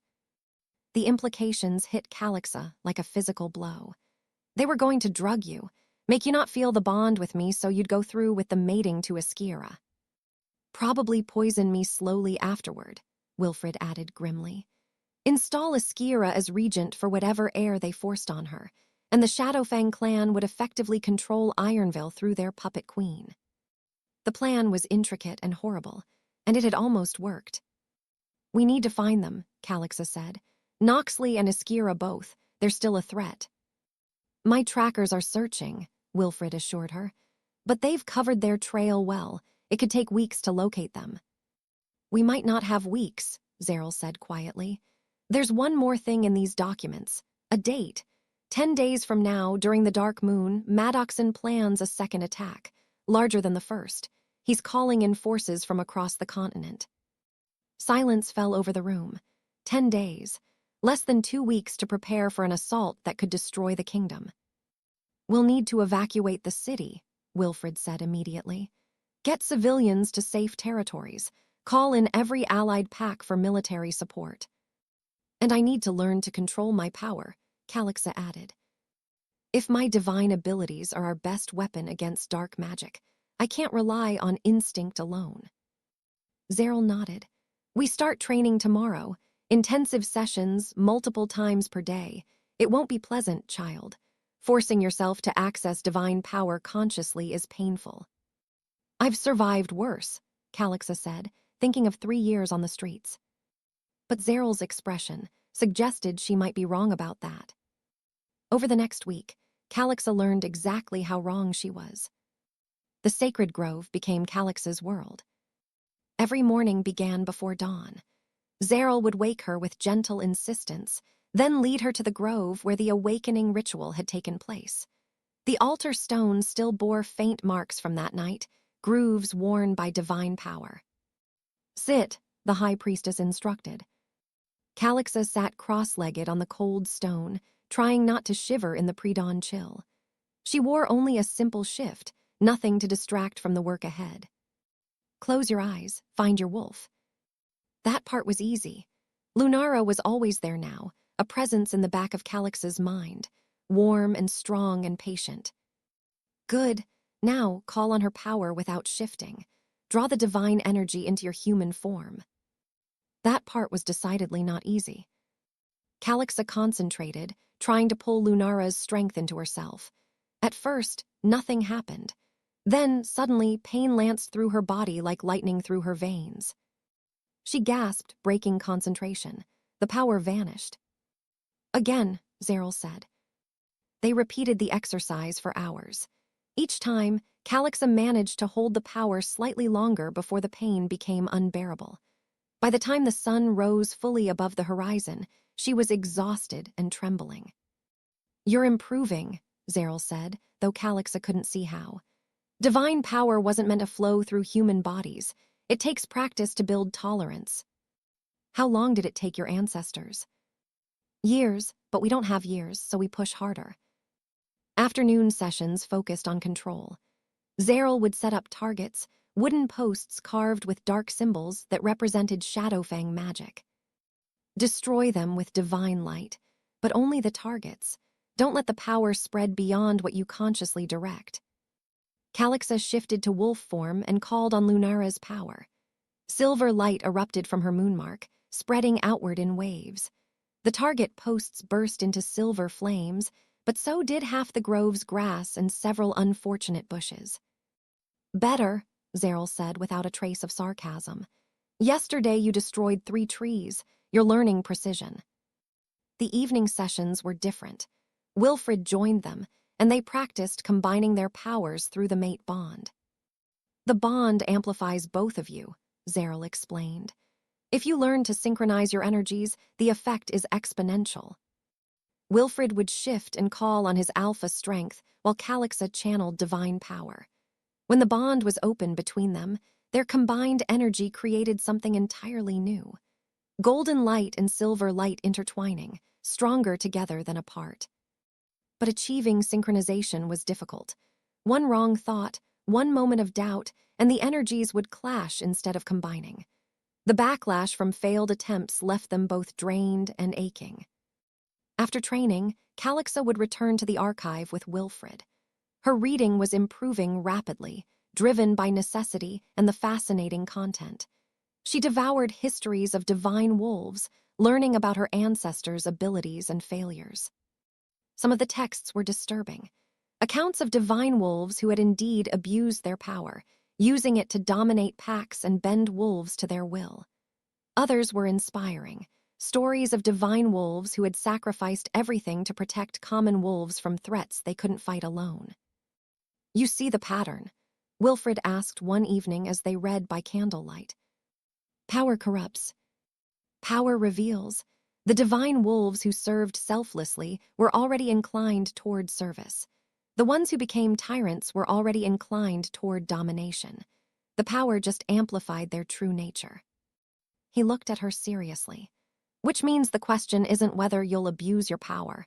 It's whether you'll stay true to who you are even when using it." Calixa thought about the homeless girl she'd been just days ago. Someone who refused to steal even when starving. Someone who still tried to help other homeless wolves even when barely surviving herself. "I'll try," she said. "That's all anyone can do." The days blurred together. Training, reading, council meetings where Calixa slowly began to understand the complex politics governing Ironville. Meals with Wilfred where they talked about everything except the coming battle. She learned that he loved history but hated poetry. That he'd never been outside Ironville's borders. That his father's death had left scars that still hadn't fully healed. He learned that she'd always wanted to see the ocean. That she could sing, though she rarely did anymore. That 3 years on the streets had left her with nightmares she didn't talk about. They grew closer, the mate bond strengthening with every shared moment. But there wasn't time for the physical aspects of mating, not with war approaching. After, Wilfred promised one night when they'd fallen asleep in the archive, exhausted from training and reading. "When this is over and the kingdom is safe, we'll have the formal mating ceremony. We'll do things properly." "I'd marry you right now if it would help," Calixa murmured against his shoulder. "It wouldn't. The ceremony is for the kingdom's sake, not ours. They need the symbolism and tradition. But you and I," he pulled her closer, "we're already bound in every way that matters." On the 7th day, Calixa finally managed to summon divine light consciously and hold it steady for 10 full minutes. The power burned through her human form, painful but bearable. She directed it at a target and destroyed it completely while leaving everything around it untouched. Zeril actually smiled. "Well done, first daughter, you're ready." "For what?" "For the real work to begin." The priestess led Calixa deeper into the sacred grove, to a section she'd never entered before. Here, ancient trees grew so thick their branches blocked out the sky. In the center was a pool of perfectly still water that reflected the world like a mirror. "This is the moon pool," Zeril explained. "It exists in all sacred groves, though most packs have forgotten its purpose. The water is blessed by the moon goddess herself. It can enhance divine abilities temporarily, but at a cost. What cost? Pain, visions. The water will force you to confront the darkness in your own soul. If you can pass through that trial, you'll emerge with greater control and power. Calixa stared at the pool. Its surface looked innocent, just clear water, but she could feel something emanating from it, ancient power that made her moonmark tingle. Do I have a choice? There's always a choice, but with Maddoxon's attack coming in 3 days, this is the fastest way to strengthen you enough to face him. 3 days. They'd run out of time so quickly. Calixa stepped into the pool. The water was warm, almost hot. It rose to her waist, then her chest. When it covered her moonmark, power surged through her with intensity that made her earlier training feel gentle. She gasped, stumbling. Zeryl's voice came from very far away. Don't fight it. Let the water show you what you need to see. The grove disappeared. Calixa found herself in a dark space, formless and endless. Then images began to form. She saw herself in the streets, hollow-eyed and starving. Saw the moment she'd almost stolen bread from a merchant's stall, her hand extended toward the loaf. In reality, she'd pulled back at the last second, but in this vision, she took it. The baker caught her, beat her, and in her rage and pain, she called on power she didn't know she had. Divine light erupted from her, burning the baker to ash. The vision shifted. She saw herself awakening with Lunara, but instead of using her power to protect, she used it to punish. Every wolf who had ever hurt her, every merchant who had chased her away, every guard who had beaten her, she destroyed them all. The streets ran red with blood, and Calixa stood in the center of the carnage, feeling nothing but satisfaction. No, Calixa whispered, I wouldn't do that. But another vision formed. She saw Wilfred betraying her, choosing Iskira after all. The mate bond was a lie, her divine blood was worthless, and she was cast out again. In her despair and rage, she called on Lunara's full power and destroyed the palace. Killed everyone inside. Became exactly what wolves had feared divine bloodlines would become. These aren't real, Calixa gasped. I would never. But you could, Lunara's voice echoed through the darkness. Every one of these choices exists inside you. Every moment of anger you've suppressed, every vengeful thought you've had, every dark desire you've denied. The power to act on them is yours now. I won't, Calixa said firmly. Won't you? When Maddoxon threatens everything you love, when Shadowfang wolves attack innocent people, when you have the power to destroy your enemies completely, won't you be tempted to use it? More visions flashed. Calixa using divine power to dominate the council, forcing them to obey her will. Calixa burning entire Shadowfang settlements, including children who hadn't chosen their parents' path. Calixa becoming drunk on power, forgetting what it felt like to be powerless. Stop, Calixa screamed. The visions froze. Why should I stop? Lunara's voice was no longer warm. It was cold and testing. These are possibilities. These are futures that could be. Divine wolves before you made these exact choices. What makes you think you're different? Calixa forced herself to calm down, to think clearly despite the fear coursing through her. I'm different because I choose to be. Yes, I could do all those things. Yes, I have darkness inside me. Everyone does. But I also have choices, and I choose service over domination, protection over revenge, justice over vengeance. Pretty words. But when the moment comes, when you're facing your enemies and the power is singing in your blood, will you still choose restraint? Calixa thought about the 3 years she'd spent on the streets. How many times she could have stolen food, but didn't. How many times she could have hurt others to protect herself, but chose different paths. Yes, she said with absolute certainty. Because that's who I am. Not because I lack power, but because I choose how to use it. Silence fell in the dark space. Then Lunara's voice came again, warm once more. Good answer, my human half. You've passed the test. The darkness shattered like glass. Calixa found herself back in the moon pool, gasping for air. Zeryl helped her to the shore, wrapping her in warm blankets. How long was I under? Calixa asked. 6 hours, the sun is setting. 6 hours that had felt like minutes. Calix's entire body ached, but underneath the exhaustion was something new. Certainty, clarity. She called on Lunara's power, and it came smoothly, painlessly. Divine light radiated from her moonmark, bright and controlled. She shaped it into a sphere between her hands, then a blade, then a shield. Each form was precise and steady. Remarkable, Zeril breathed. The pool has accelerated your growth by months, perhaps years. Calixa let the power fade. I saw myself becoming everything wolves fear in divine bloodlines. And I chose not to. Over and over, no matter what the vision showed me, I chose differently. Then you're ready to face Maddoxon, not because your power is stronger, though it is, but because you know yourself. You've confronted your darkness and chosen your light. That night, Calixa didn't return to her chambers. She went to Wilfred's rooms and knocked on his door.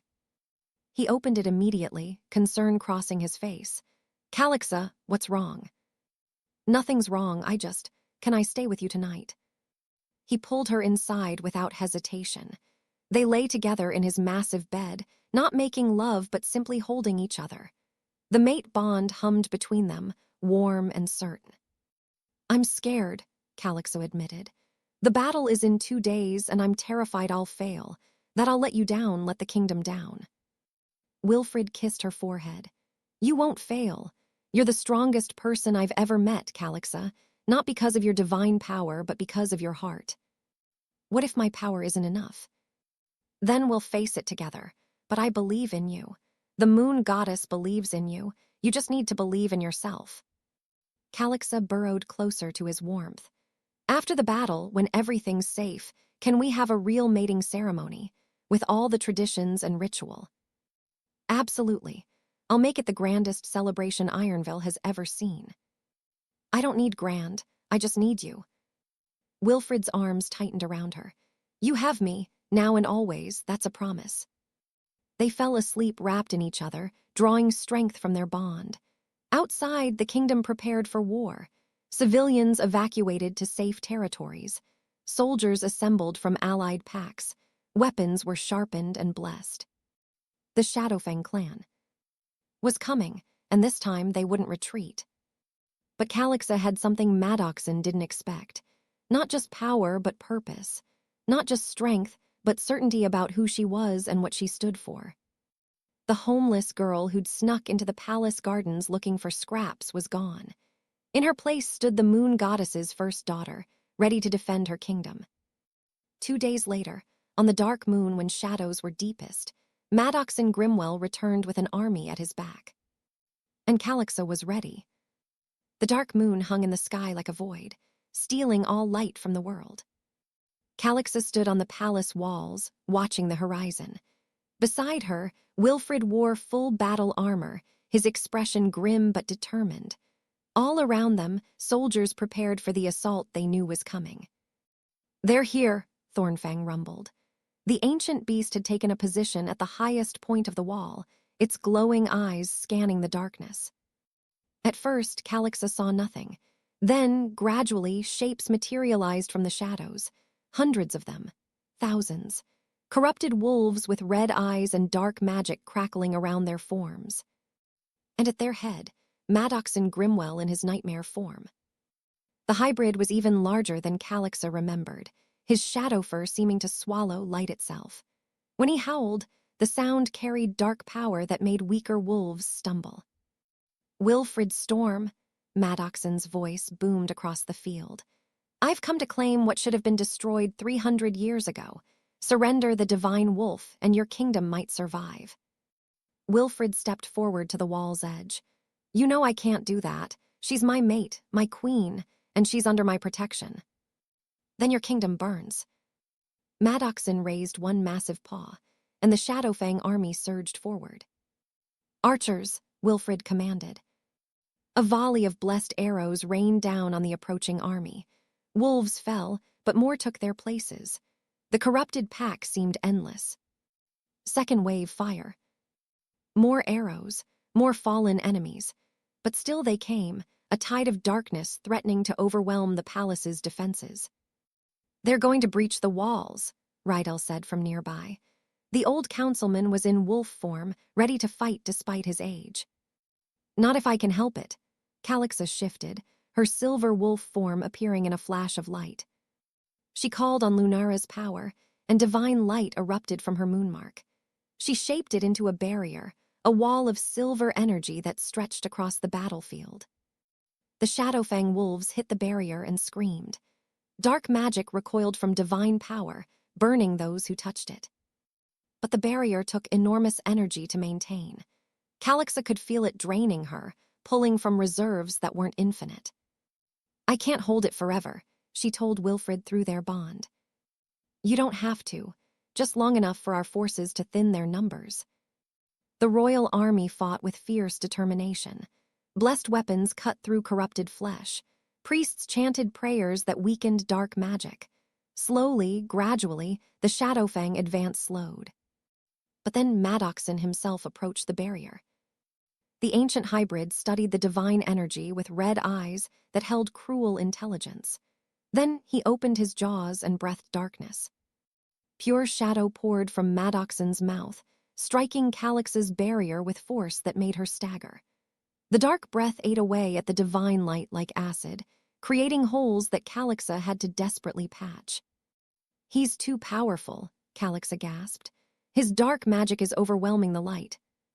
"Then we combine our powers," Wilfred said. He shifted beside her, his gray wolf pressing against her silver one. Through the mate bond, golden alpha strength flowed into Calixa. She wove it together with her divine power, creating something new. Silver and gold intertwined, stronger together than apart. The barrier solidified, pushing back against Maddoxon's dark breath. The hybrid snarled in frustration. "Clever, but your mate's strength only delays the inevitable." He gestured to his army, and they changed tactics. Instead of trying to breach the barrier directly, they began circling, looking for weak points. "The eastern wall," Rydell called out. "They're massing there." Calixa tried to extend the barrier to cover the vulnerable section, but she was already stretched too thin. The divine energy wavered. "I need help," she gasped. "You have it," Zeryl's voice came from behind them. The high priestess had climbed to the walls, bringing every temple priest and priestess with her. They formed a circle around Calixa and began chanting in the old language. Their prayers fed power into Calix's barrier, strengthening it. The divine light burned brighter, forcing the Shadowfang army back. But Maddoxon wasn't finished. He howled again, and this time something answered. From the darkness beyond the army emerged creatures that made Calix's blood freeze. They weren't wolves. They were older, darker, things that should have been myths. Shadow beasts, pure dark magic given form. They had no true substance, just voids in the shape of massive predators. Where they stepped, the earth itself died. "Blessed moon," Zeryl whispered. "He summoned the void walkers." "Can the barrier stop them?" Wilfred demanded. "I don't know. They're not physical. They're manifestations of pure darkness." The void walkers approached the barrier, and Calixa felt them in a way she hadn't felt the corrupted wolves. They were anti-life, anti-existence. Everything her divine light represented, they opposed absolutely. When they touched the barrier, it didn't burn them. It simply negated. Divine light and pure darkness canceling each other out, leaving nothing. Holes appeared in the barrier. Shadowfang wolves poured through. "Melee forces engage," Wilfred commanded. Soldiers rushed to meet the invaders. The palace courtyard became a battlefield. Wolves tore at each other with tooth and claw. Blood stained the white stones. Calixa wanted to help, but maintaining the barrier took all her concentration. If she dropped it completely, the entire Shadowfang army would flood through. Thornfang leaped from the wall into the fray, the ancient beast tearing through enemies with 8 centuries of battle experience. But even Thornfang couldn't be everywhere at once. "We're being overwhelmed," Rydell said grimly. Blood matted his gray fur from multiple wounds. Wilfred looked at Calixa. Through their bond, she felt his conflict. He wanted to fight below to protect his wolves, But he couldn't leave Calixa alone on the wall when she was the barrier's anchor. "Go," she told him. "I'll hold here. Your wolves need their king." "I won't leave you vulnerable. I have Zeril and the priests. Go, lead them." After a moment's hesitation, Wilfred shifted and leaped from the wall. His powerful gray wolf hit the courtyard and immediately tore into the nearest cluster of enemies. His presence rallied the defenders. The Alpha King fought among them, bleeding with them, killing to protect them. Morale surged. But more void walkers were approaching the barrier. Each one that touched it created another hole. Soon there would be more holes than barrier. "I can't hold this," Calixa gasped to Zeril. "The darkness is too strong." "Then don't fight it with light alone," the priestess said. "Balance it." "What?" "Divine power isn't just light, child. It's balance. Light and dark. Life and death. Creation and destruction. You've been trying to destroy the darkness, but darkness isn't evil. It's just the absence of light. Instead of fighting it, balance it." Calixa didn't fully understand, but she trusted Zeril. She stopped pushing divine light outward and instead pulled it inward, creating a center of perfect balance. The barrier changed. Instead of pure silver light, it became something more complex.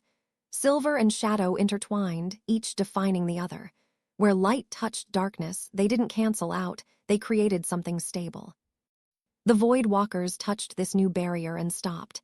They couldn't pass through, but they also weren't destroyed.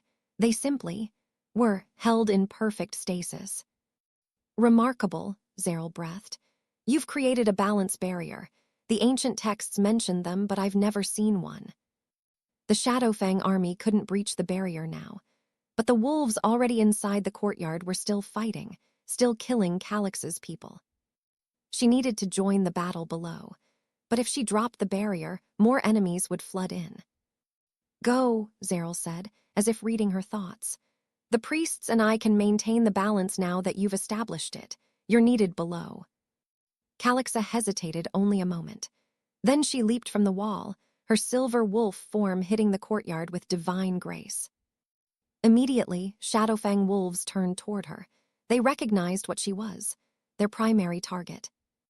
Good. If they focused on her, they'd leave the others alone. Calixa called on Lunara's full power, not holding back anymore. Divine light radiated from her entire body, making her glow like a star. Corrupted wolves who got too close screamed as her mere presence burned away their dark magic. She fought with instinct and divine strength, tearing through enemies that would have overwhelmed a normal wolf. Her power was immense, her fury righteous. Across the courtyard, she felt Wilfred through their bond. He was wounded but still fighting. Thornfang guarded his flank, the ancient beast's blue eyes blazing. They needed to end this. The defenders were brave and skilled, but they were mortal. Eventually, exhaustion would claim them. Calixa raised her muzzle and howled.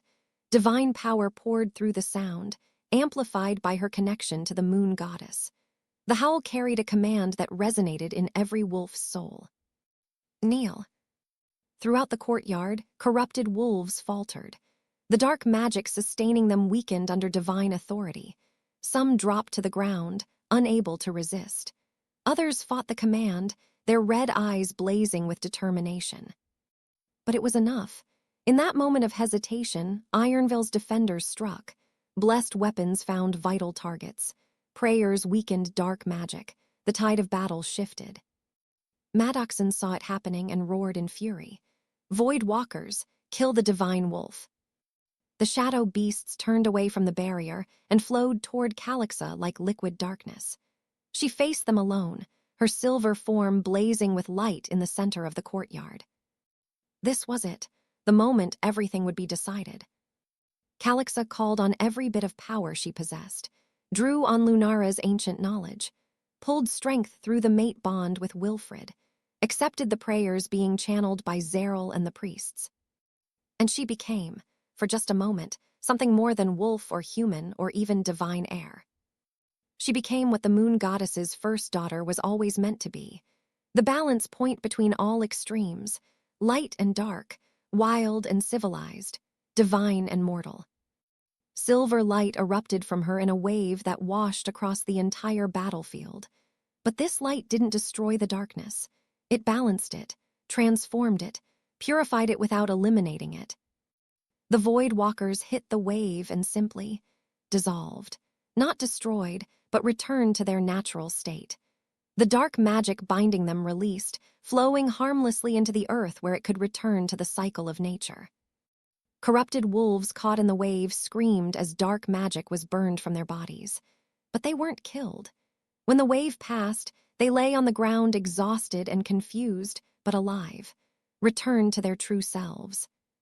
Only those who had embraced darkness willingly, who had given their souls completely to corruption, were destroyed.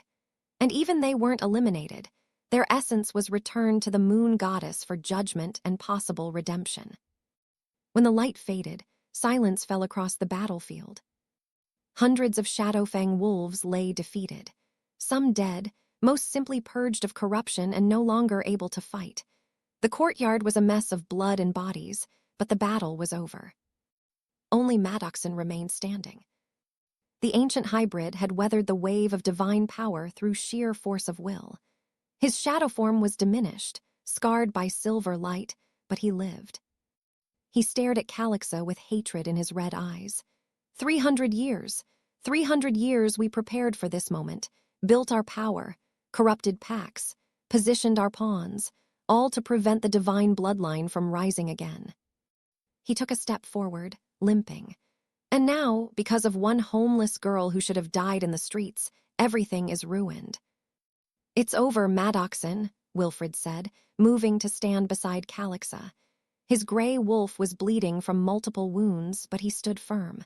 "Your army is defeated. Your dark magic has been purged. Surrender."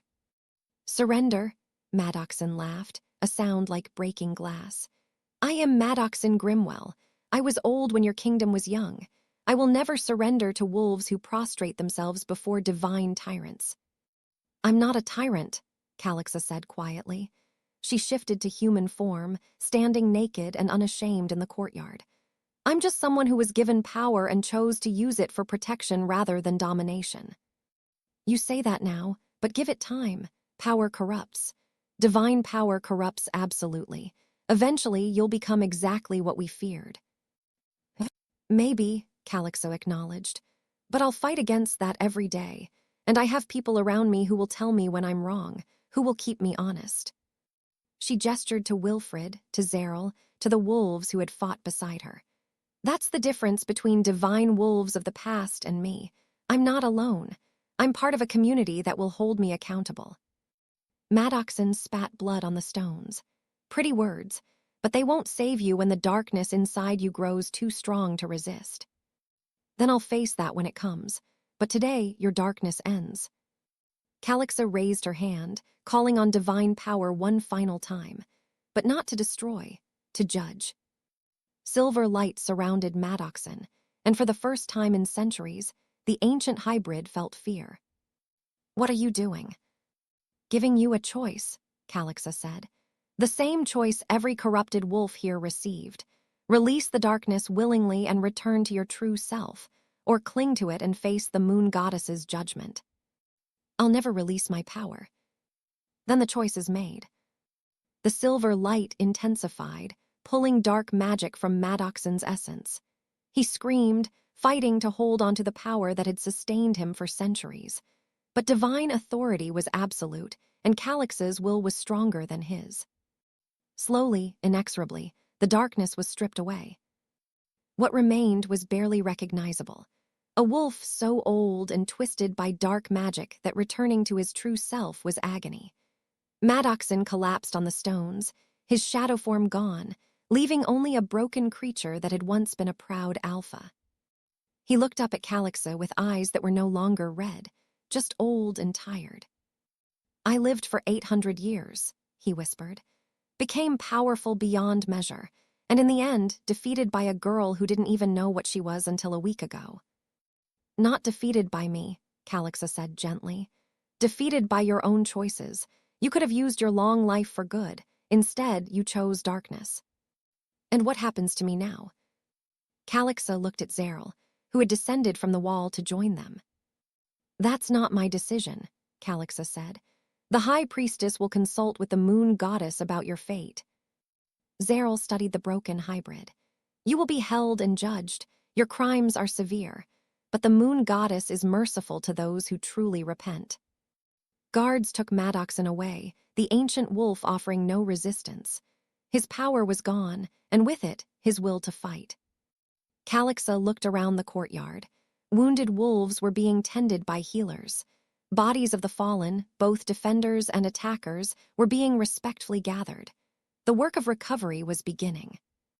Wilfred shifted to human form and limped to her side, wrapping his arms around her despite his injuries. "You did it," he said simply. "You saved the kingdom."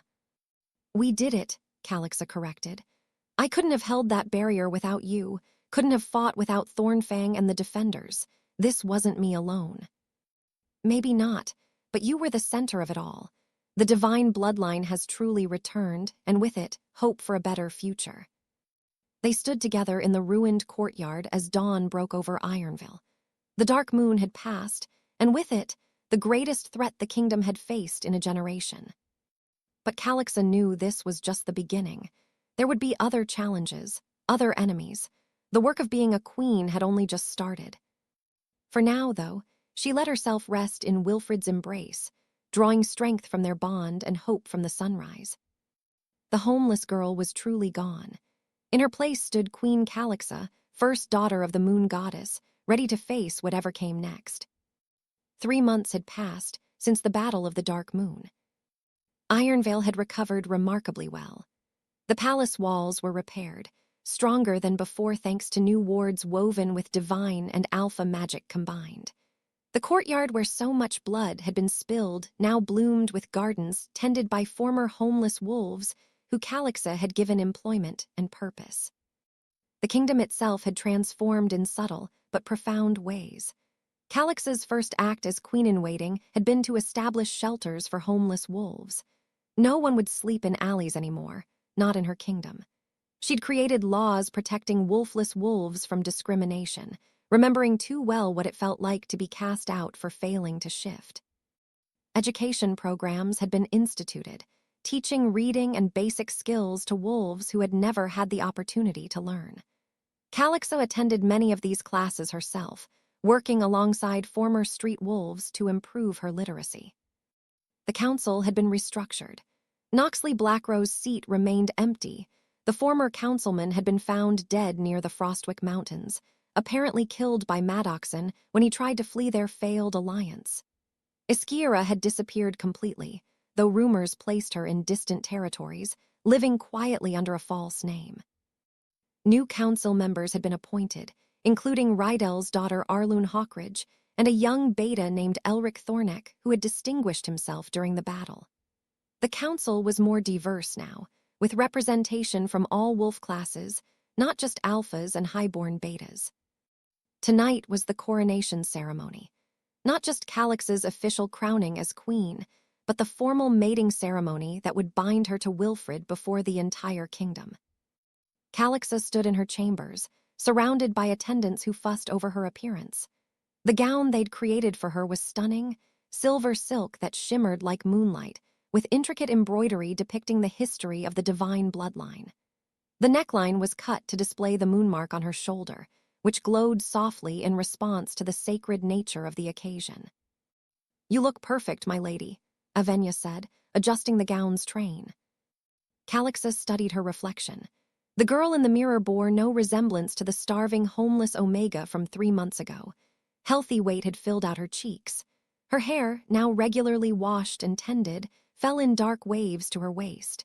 Her eyes, once dull with despair, now sparkled with life and purpose. But the most significant change wasn't physical. It was the confidence in her bearing, the certainty in her gaze. She knew who she was now, not just a queen by divine right, but a queen by choice and action. "It's time," Zeril said from the doorway. The high priestess wore her ceremonial silver robes, prepared to conduct the sacred mating ritual. Calixa took a deep breath and followed Zeril from the chambers. The ceremony was being held in the sacred grove, rebuilt and more beautiful than before. Every important wolf in Ironville had gathered, along with representatives from allied kingdoms. Thousands of wolves lined the path, all hopping to catch a glimpse of the Divine Queen and her Alpha King. As Calixa walked through the crowd, she saw familiar faces. Tavian Holt, the merchant who had once chased her from his stall, now bowed respectfully. Former guards who had beaten her for sleeping in doorways now stood at attention, honoring her passage. And there, in the crowd of common wolves allowed to witness the ceremony, she saw Kesara. Vesha's younger sister held a baby in her arms, born just last month and named Calixa in honor of the queen.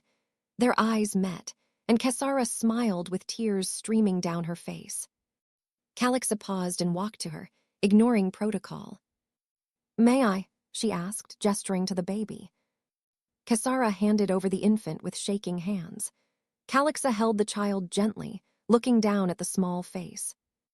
"Your sister saved my life more than once," Calixa told Kesara quietly. "She taught me how to survive when I wanted to give up. I'll make sure this kingdom honors her memory." "You already have, my queen," Kesara whispered.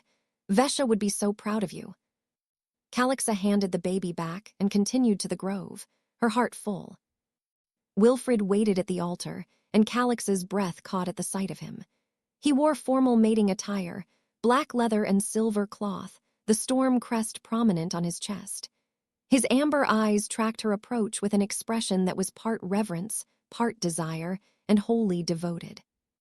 Thornfang stood beside the altar, the ancient beast's blue eyes glowing with approval. Over the past 3 months, the war beast had become Calix's constant companion, following her through the palace and city like a massive, deadly shadow.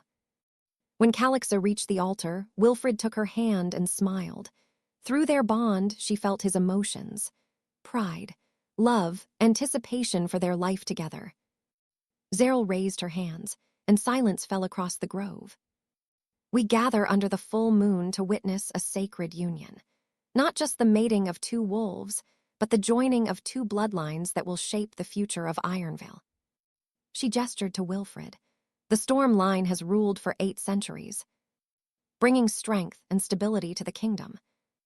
Then to Calixa. "The divine bloodline was thought extinct, but the moon goddess preserved it, waiting for the right moment to restore balance." The priestess placed their joined hands on the altar stone. Together, these bloodlines create something new, something stronger, a rule based not on domination but on service, not on fear but on compassion. She anointed their foreheads with blessed oil, speaking the ancient words of binding. The mate bond, already strong, intensified until Calixa could barely tell where she ended and Wilfred began. "Do you, Wilfred Storme, Alpha King of Ironville, take Calixa of the divine bloodline as your mate, your queen, your equal in all things?" "I do," Wilfred said firmly. "With all my heart and soul, I do." "And do you, Calixa, first daughter of the moon goddess, take Wilfred Storme as your mate, your king, your partner in ruling this kingdom?" Calixa looked into Wilfred's amber eyes and saw her future. Challenges, yes. Difficulties, absolutely. But also love and partnership and the chance to make a real difference. "I do," she said. "With all that I am, I do." Zeril smiled. "Then by the power vested in me by the moon goddess herself, I declare you mated. King and queen of Ironville, bound together for all your days." She placed a crown on Calix's head.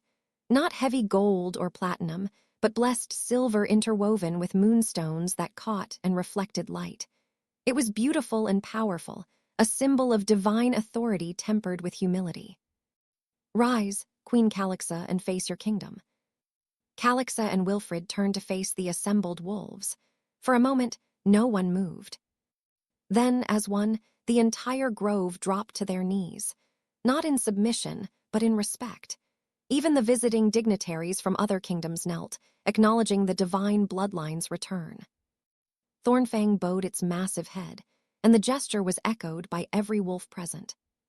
Calixa felt tears stream down her face. 3 months ago, she had been invisible, worthless. Now she was being honored by thousands. But the greatest honor was the weight of Wilfred's hand in hers, and the certainty of their bond. The ceremony continued with traditional celebrations, feasting and music and dancing under the full moon. Calixa and Wilfred moved through the crowd, greeting wolves from all classes and territories. At one point, Calixa found herself face to face with a young Omega girl, no more than 14. "Your Majesty," the girl whispered, keeping her eyes down. I'm wolfless, like you were. My pack wants to cast me out." Calixa knelt so she was eye level with the girl. "Look at me." The girl slowly raised her eyes, fear and hope warring in her expression. "I was wolfless for 17 years, Calixa said gently, "and I was cast out by my pack. I spent 3 years homeless and starving, certain I was worthless." She took the girl's hands. "But I wasn't worthless. Neither are you. Whether you have a wolf or not doesn't determine your value. You are precious and important exactly as you are." "But my pack."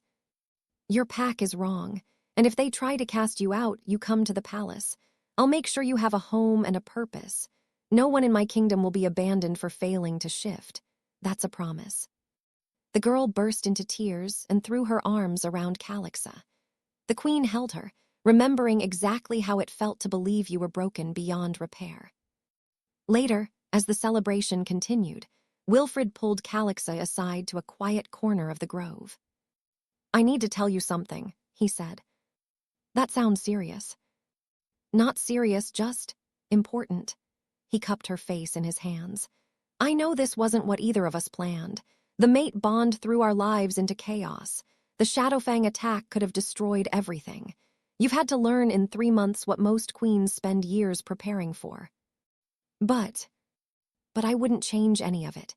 You're the most remarkable person I've ever met, Calixa. Not because of your divine power, but because of your heart. You've transformed this kingdom not through force, but through compassion." He kissed her softly. "I know I was supposed to mate Iskira for political alliance, but the moon goddess knew better. She gave me exactly the queen this kingdom needed, the queen I needed." Calixa leaned into his embrace. "I love you. I don't think I've said that clearly before, but I do, completely. I love you too, now and always." They stood together in the moonlight, holding each other while the kingdom celebrated around them. Thornfang rested at their feet, the ancient beast's presence a silent guardian. Calixa thought back to the girl she'd been, sleeping in alleys, eating from refuse bins, convinced she deserved nothing better because she was broken and worthless. That girl had been wrong about so many things, but she'd also been right about some things. She'd been right to refuse to steal, even when starving, right to help other homeless wolves when she could, right to hold onto her dignity when the world tried to strip it away. Those choices, made when she was at her lowest, had shaped who she was now. They'd taught her empathy and compassion and the true meaning of strength. "What are you thinking about?" Wilfred asked. "That suffering isn't noble, and I wouldn't wish my past on anyone. But I'm grateful for what it taught me. Every wolf who feels worthless will now have a queen who truly understands. That's worth something. It's worth everything." The celebration continued late into the night. When it finally ended, and Calixa and Wilfred returned to their chambers, now officially shared, they stood together on the balcony overlooking the city. Lights sparkled across Ironville like earthbound stars. Their kingdom, their responsibility, their home. "Ready for what comes next?" Wilfred asked. "More challenges, more enemies probably, the work of actually running a kingdom. And children, eventually, heirs to combine our bloodlines." Calixa smiled at the thought. "Eventually, but first I want to enjoy this, being your mate, being queen, having time to breathe without constant crisis." "Agreed," he pulled her close. "We've earned some peace." They stood together, watching over their kingdom, with Thornfang resting just inside the door. The ancient beast had finally found a rest after 8 centuries of watchful guardianship. Calixa thought about the journey that had brought her here, from homeless Omega to divine queen, from worthless to worthy, from alone to beloved. The scars from her past would never fully disappear. There would always be moments when doubt crept in, when she questioned whether she deserved this life. But those moments would become less frequent over time, especially with Wilfred beside her and a kingdom that needed her strength. She'd learned something crucial during her 3 years on the streets. Worth isn't given by others. It's inherent. Every wolf, regardless of class or ability to shift or bloodline, possessed fundamental value. That truth would guide her rule, would shape the laws she made and the justice she dispensed, would ensure that no one in her kingdom ever felt as invisible and worthless as she once had. The homeless girl named Calixa Ravenholt was gone, but she would never be forgotten. Her experiences would inform every decision Queen Calixa made, keeping her grounded and compassionate even as power and politics threatened to change her. This was her purpose, not just to rule but to serve, not just to command but to protect, not just to be powerful but to use that power wisely. The moon goddess had chosen well, and Calixa would spend the rest of her life proving worthy of that choice. "Come inside," Wilfred said softly. "Tomorrow we start the real work. Tonight we celebrate being together." Calixa let him lead her from the balcony, back into their chambers where a fire burned warm and a future full of possibility waited. The rogue Alpha had bowed to a homeless Omega, and the entire kingdom had transformed. Not through violence or domination, but through compassion and strength working in perfect balance. And in the sacred grove, where the moon pool reflected starlight, the moon goddess smiled. Her daughter had found her place at last. The divine bloodline had returned, and with it, hope for a better world. The story of the invisible girl who became queen would be told for generations. A reminder that worth is inherent, that suffering can transform without defining, and that true power comes from choosing service over domination. Calixa of the divine bloodline, once homeless and forgotten, now stood as Queen of Ironville beside her true mate. She was finally, truly home,